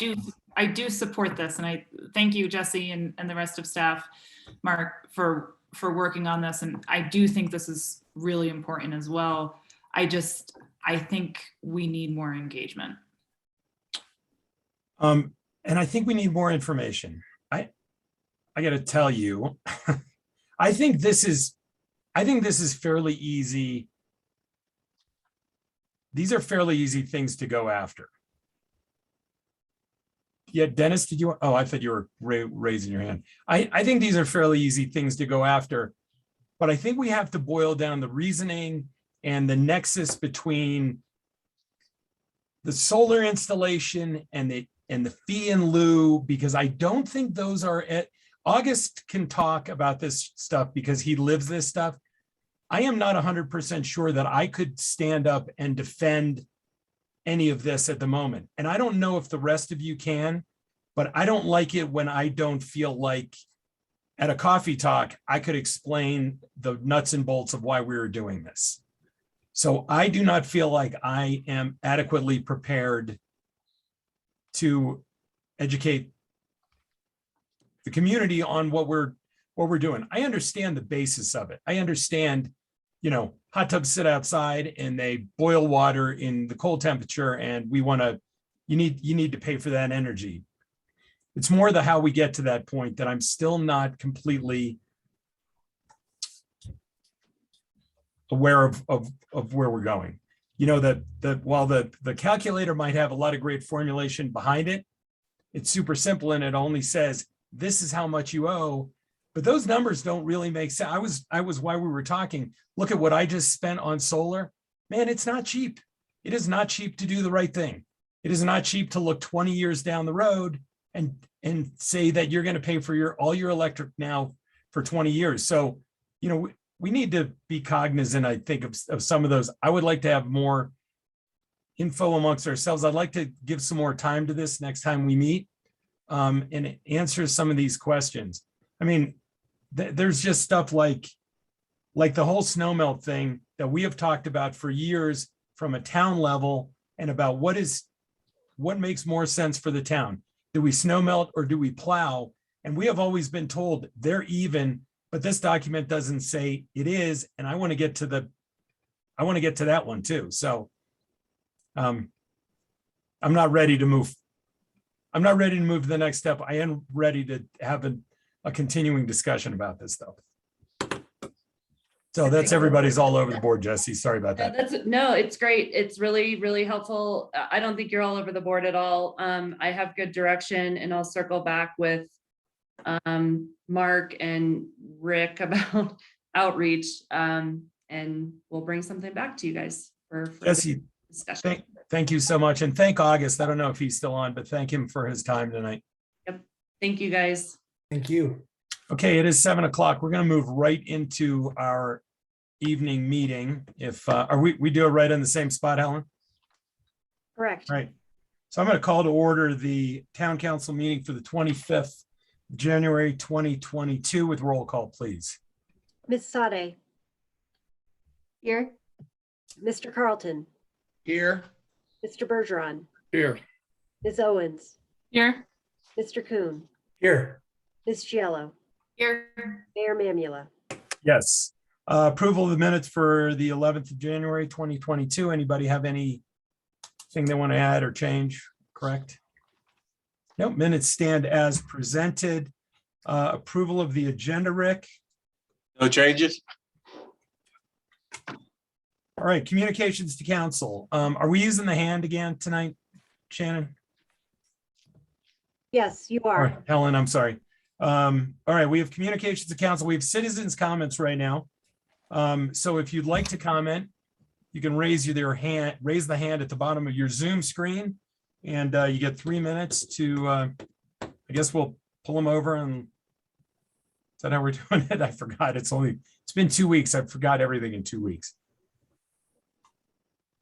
We'll give everybody a moment. If you want to ask a question or make a comment, hit the raise hand. And if nobody does, we will move along. Dan Corwin has his hand raised and he's over. Why can't I see that? So Go ahead. Can you guys hear me? Hi, Dan. Good evening. My name is Dan Corwin and I live at 315 Corkscrew Drive. This is to the mayor and the town council. Yesterday, Barb and I walked from the Corkscrew down Wellington and into town. It was a pretty scary walk trying to maneuver along the icy sidewalks. Luckily, we made it down and back without falling and breaking any bones. Having said that, I feel it's time for the town to implement the ordinance they have in place, requiring property owners to maintain the sidewalks adjacent to their properties and keep them free from ice and snow. I know we live in an alpine environment and it's tough to have clear and safe sidewalks through the winter without heating all the sidewalks, especially with the conversation you had at the end of the work session a few minutes ago. But as I brought to the attention of past mayors and councils, there is an ordinance that property owners are responsible for maintaining the sidewalks. Unfortunately, that ordinance has never been implemented. I think that it was back in 2014, and I can't believe it was that long ago, but the town had a program for, quote, guest experience and snow and ice removal, unquote, stating that the town would take care of the sidewalks in the evenings from 8 p.m. to 8 a.m. And then during the day, the property owners would be responsible for maintaining the sidewalk during the day from 8 a.m. to 8 p.m. I can't remember if this was ever enacted, and if so, if it worked. But right now, it's time to take a look at our existing ordinance requiring the maintenance of sidewalks by property owners adjacent to those sidewalks and make them take the responsibility that is already required. It appears that there are some property owners, business and residential, that already take on this responsibility. Yesterday, the sidewalk on the west side of Ridge between Adams and Washington seemed to have been cleared and was much safer to walk on. And I'm only assuming that it was these property owners on that block that took the initiative.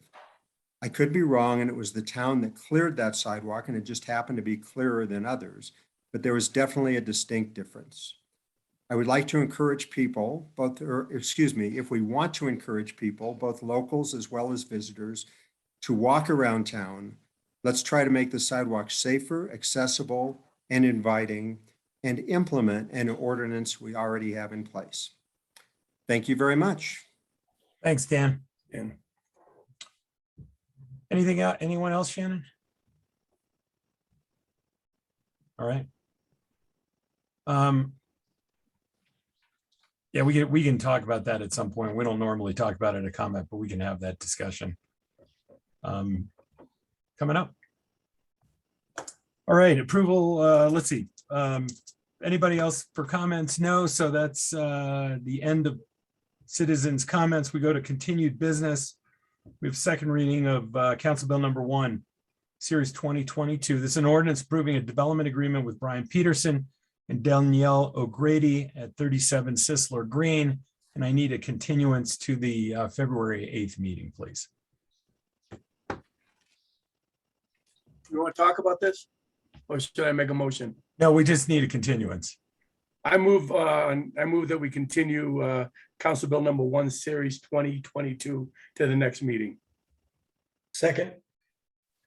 Motion and a second. Anyone in the public wish to comment on a continuance? There's really nothing to talk about.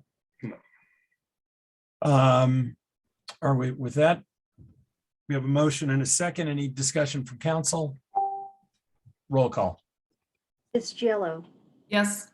Mr. Carlton, Yes. Mr. Coon, Yes. Ms. Owens, Yes. Ms. Sade, Yes. Mr. Bergeron, Yes. Mayor Mamula. Yes. We have Council Bill number 2, Series 2022. This is an ordinance annexing to the town of Breckenridge certain real property owned by the town of Breckenridge. That's Blue River Water District parcel 0.402 acres. Lori.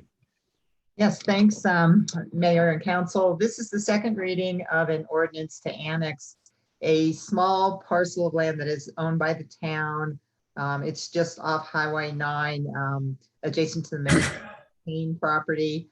Town acquired the property from the Blue River Water District when that district dissolved. This parcel does meet all of the statutory requirements for annexation of town-owned property. And there have been no changes since first reading. We're recommending approval of the ordinance as presented.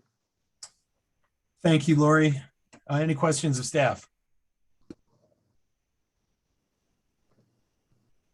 No, anyone in the public wish to comment on this second reading of bill number 2?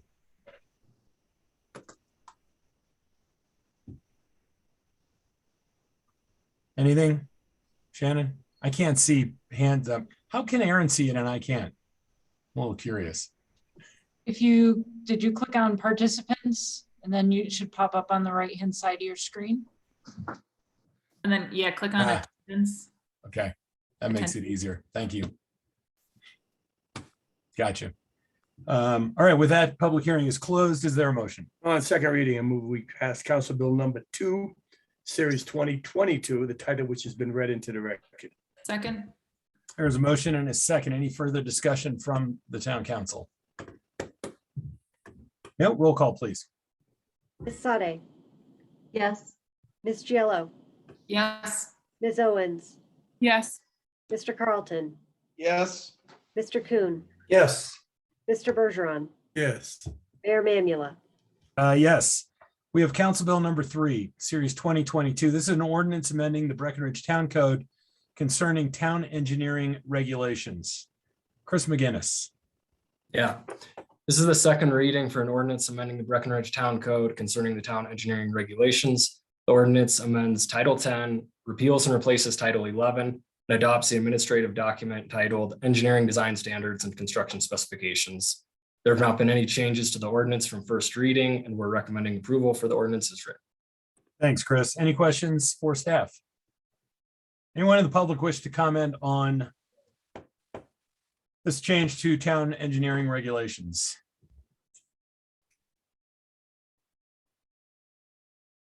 All right, seeing none, the public hearing is closed. Is there a motion? Yes, I move on second reading, we pass Council Bill number 3, Series 2022, the title which has been read into the record. Second. There's a motion and a second. Any further discussion from council?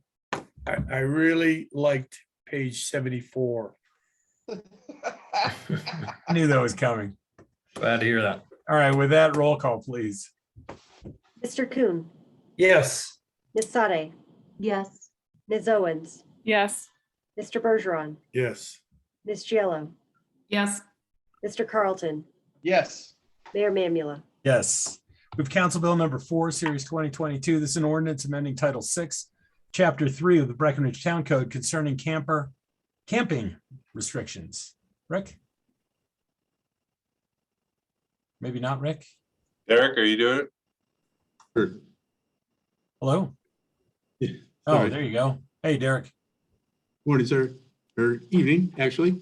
Whatever. This is a first reading for a change in our camping ordinance, allowing and expanding the town manager's authority to issue a permit in connection with, to change the wording from the specified period from its current status of in connection with a special event. Thank you, Chief. Any questions from the council? Derek, where are you? What's that background? It's my office. It's this. Oh, Derek. Yeah. What is that? It's right. Looks like a. It's back in COVID when we were all doing this from home. It's a tapestry on my wall in my house. It's very nice. Spartans, yeah. Nice, okay. 10 out of 10.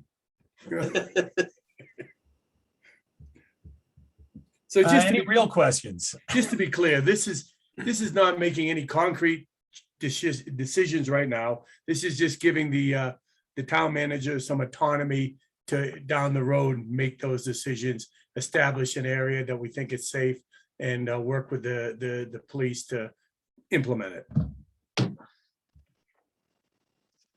Yeah, that's That would close. be fine. Yeah. That's good. Okay. Any other questions? All right, anyone in the public wish to comment on this first reading of Council Bill number 4?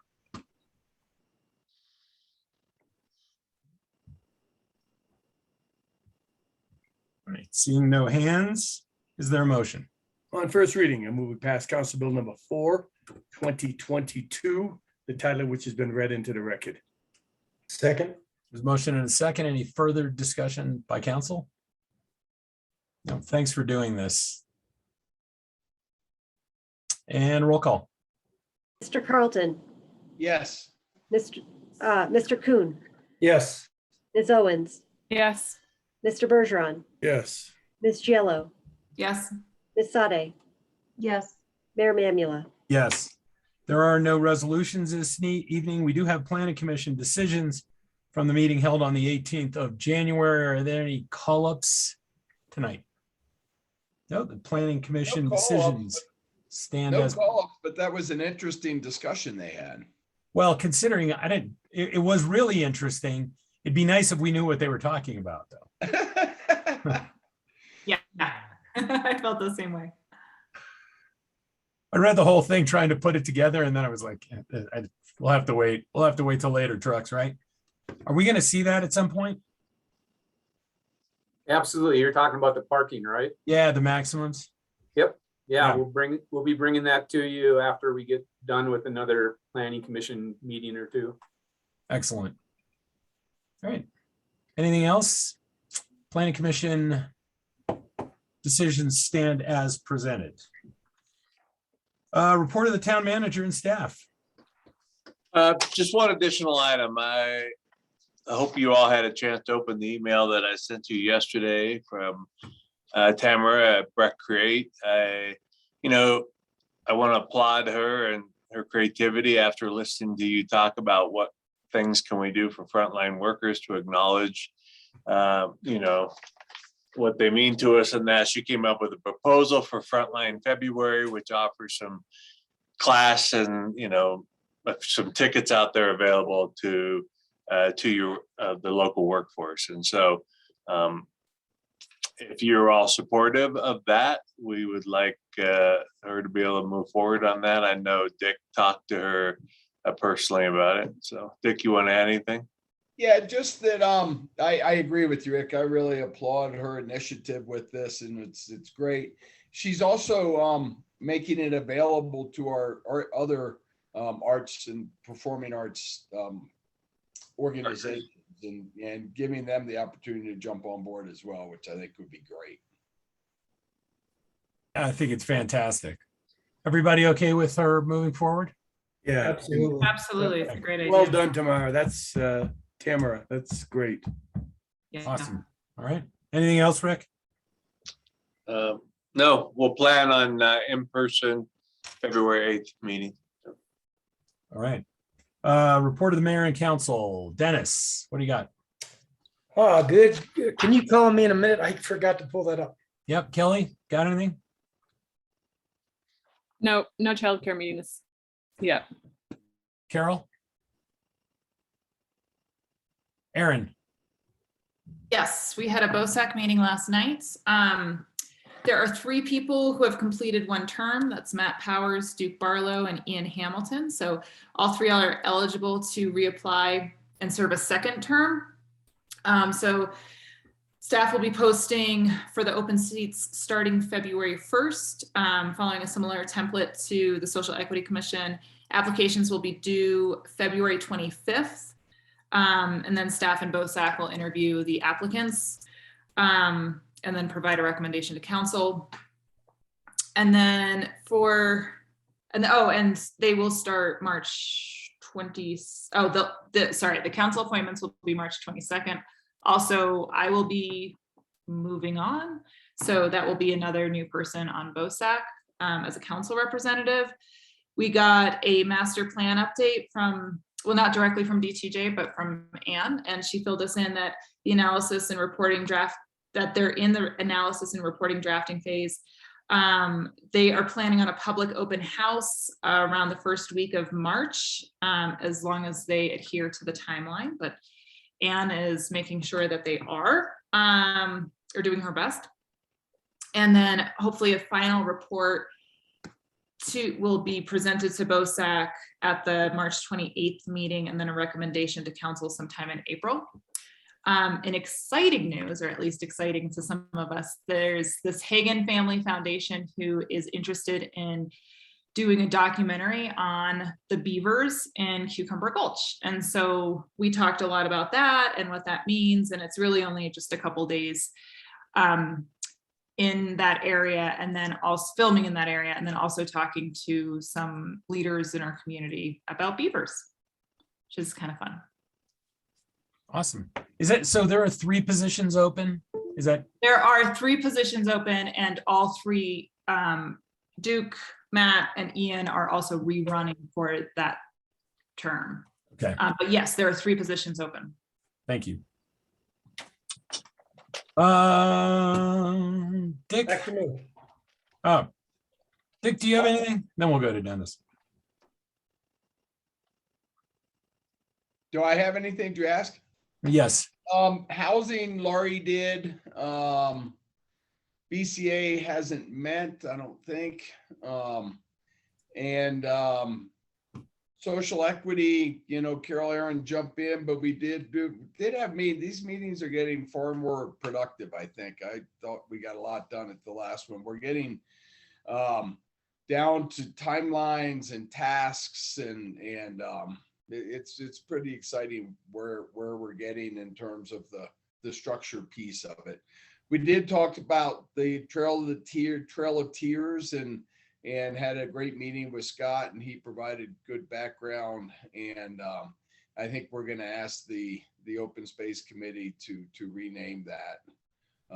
We gave some guidance, some ideas, but feel like it's probably time to rename that one. So, Aaron, Why you rename that, Dick? Because I think that's a hurtful term to many. Okay. All in right. the region. So.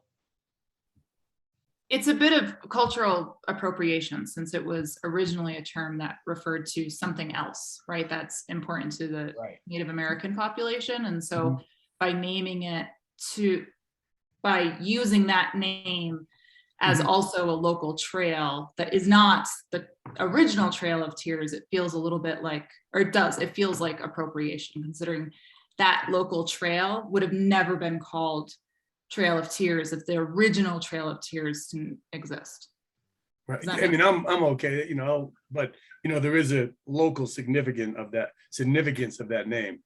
Well, and there was discussion about keeping some of that local significance, and there are conversations happening with Monique to see if there's perhaps another way to honor that.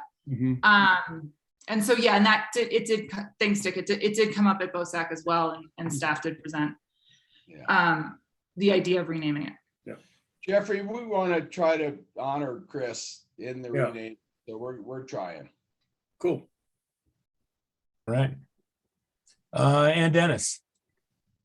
Yes, the BTO has their board planning meeting this Thursday for the upcoming year. And as far as the BHA, this is pretty cool. Governor Polis has declared February 1st, 2022, the Barney Ford Day, and to kick off Black History Month on the 200th anniversary of the year Ford was born. We're finalizing details for proclamation to be read at the Capitol under the stained glass portrait of Barney Ford in the House of Representatives chamber. Barney Ford snow sculpting is going to be going on this weekend in conjunction with the ISSC, and Breck Elementary will have Barney Ford Day Zoom program next week, which will include comments from a few social equity commissioners and members. The BHA strategic planning meeting is next week on February 2nd. So pretty cool stuff about Barney Ford, going all the way to the Capitol. Awesome. That's fantastic. We had a water meeting, which I never get to report on because we don't have them that often. In the end, we're going to have to take a hard look at rates and do some evaluation of rates. And we're going to have some more meetings about how to go about that, possibly hiring an outside firm to help us. There is one thing that is under our control directly. I mean, the rates are, we need some more research on that. One thing I would like to do, currently, if you recall, the water department eats half of all the PIF for housing. I think that the water department should remain whole and that the housing fund should eat half of the PIFs. There, other than the reason that, yeah, go ahead, Rick. I mean, the housing fund currently pays 50%. You just said, I think, what are you asking that they pay 100%? Yes. Okay. Yeah. That so the water department stays whole. One of the big deals is because water's an enterprise fund, we're not allowed to inject money in if we need it.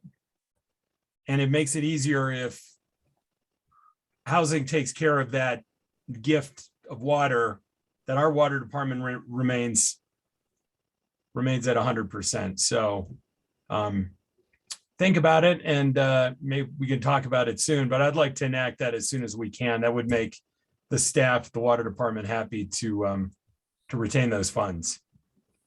Any questions on that? Okay, so we can maybe bring it back in the next meeting, Rick. All right. Yeah, we're gonna have the housing committee weigh in on it, and at the next meeting, there'll be a housing meeting, and then we'll finalize it that night after the housing committee weighs in. Great, thank you. Other matters? I have one. It might be jousting at windmills. In fact, I know it is. I've been checking out that the B&B in the Sally Barber Trailhead, and it's just like a science project. It's just with dog poop and stuff.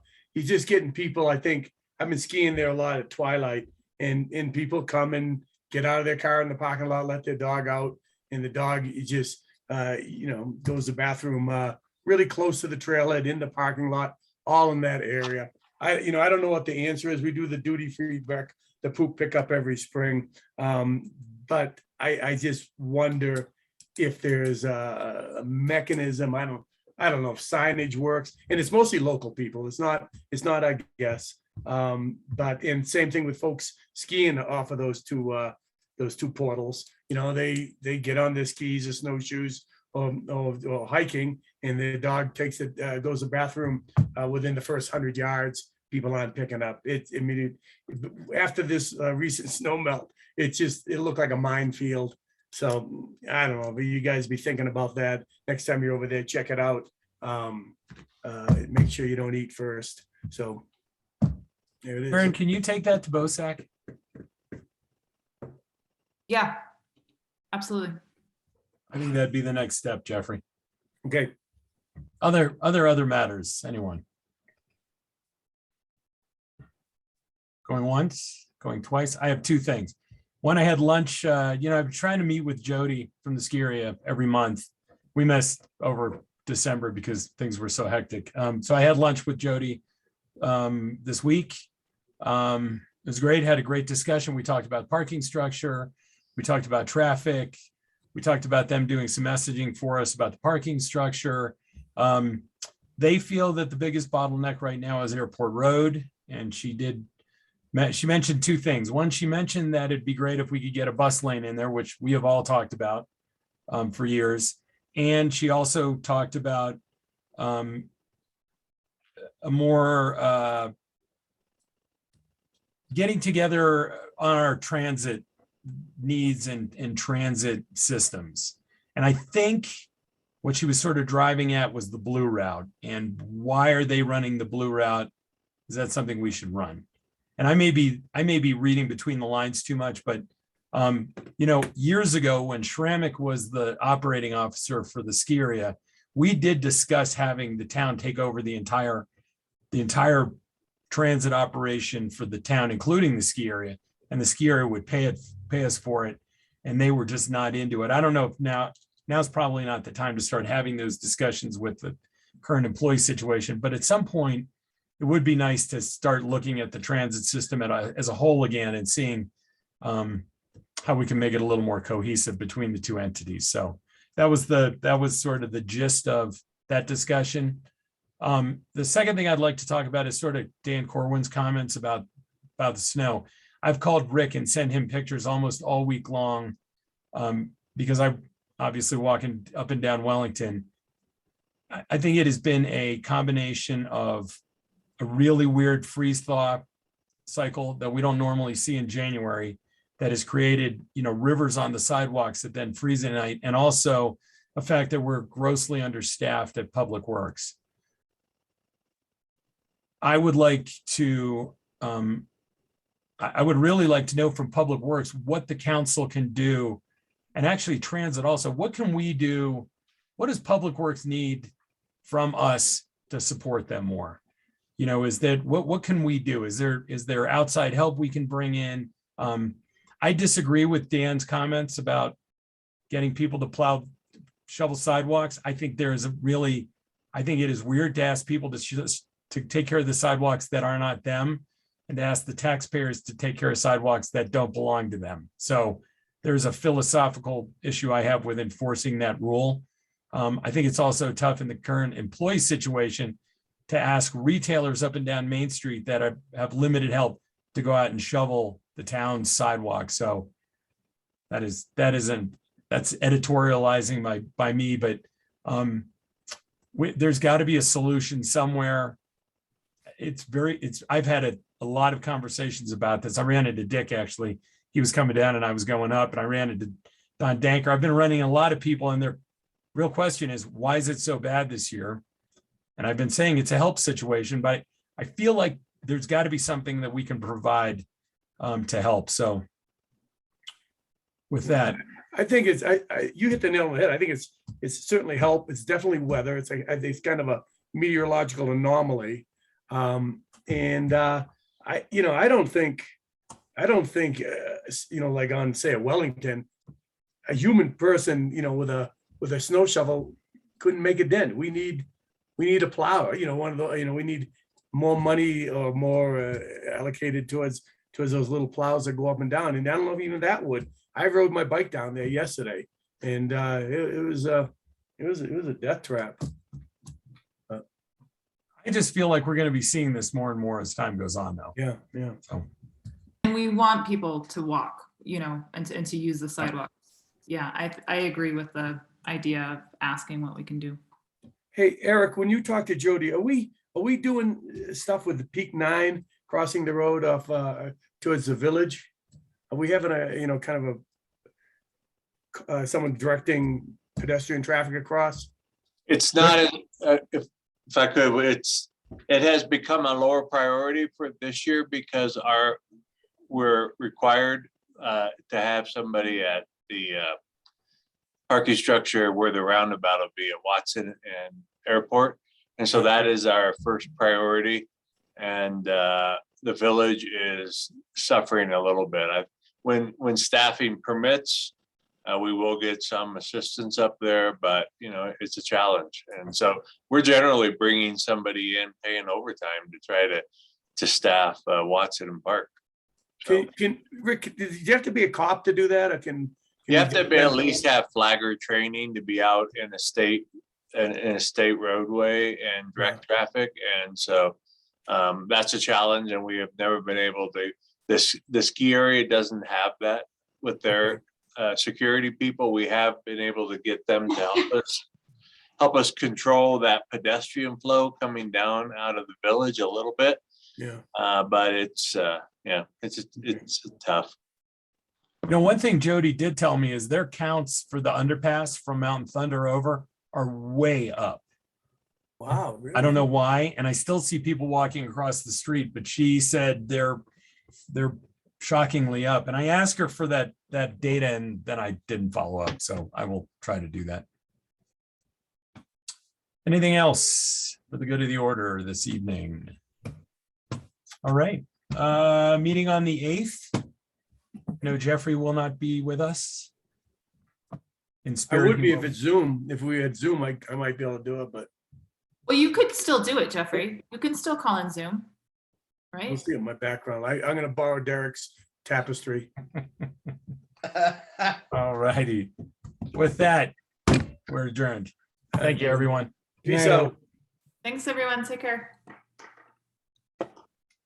Rick, pick me up. Yeah. All right.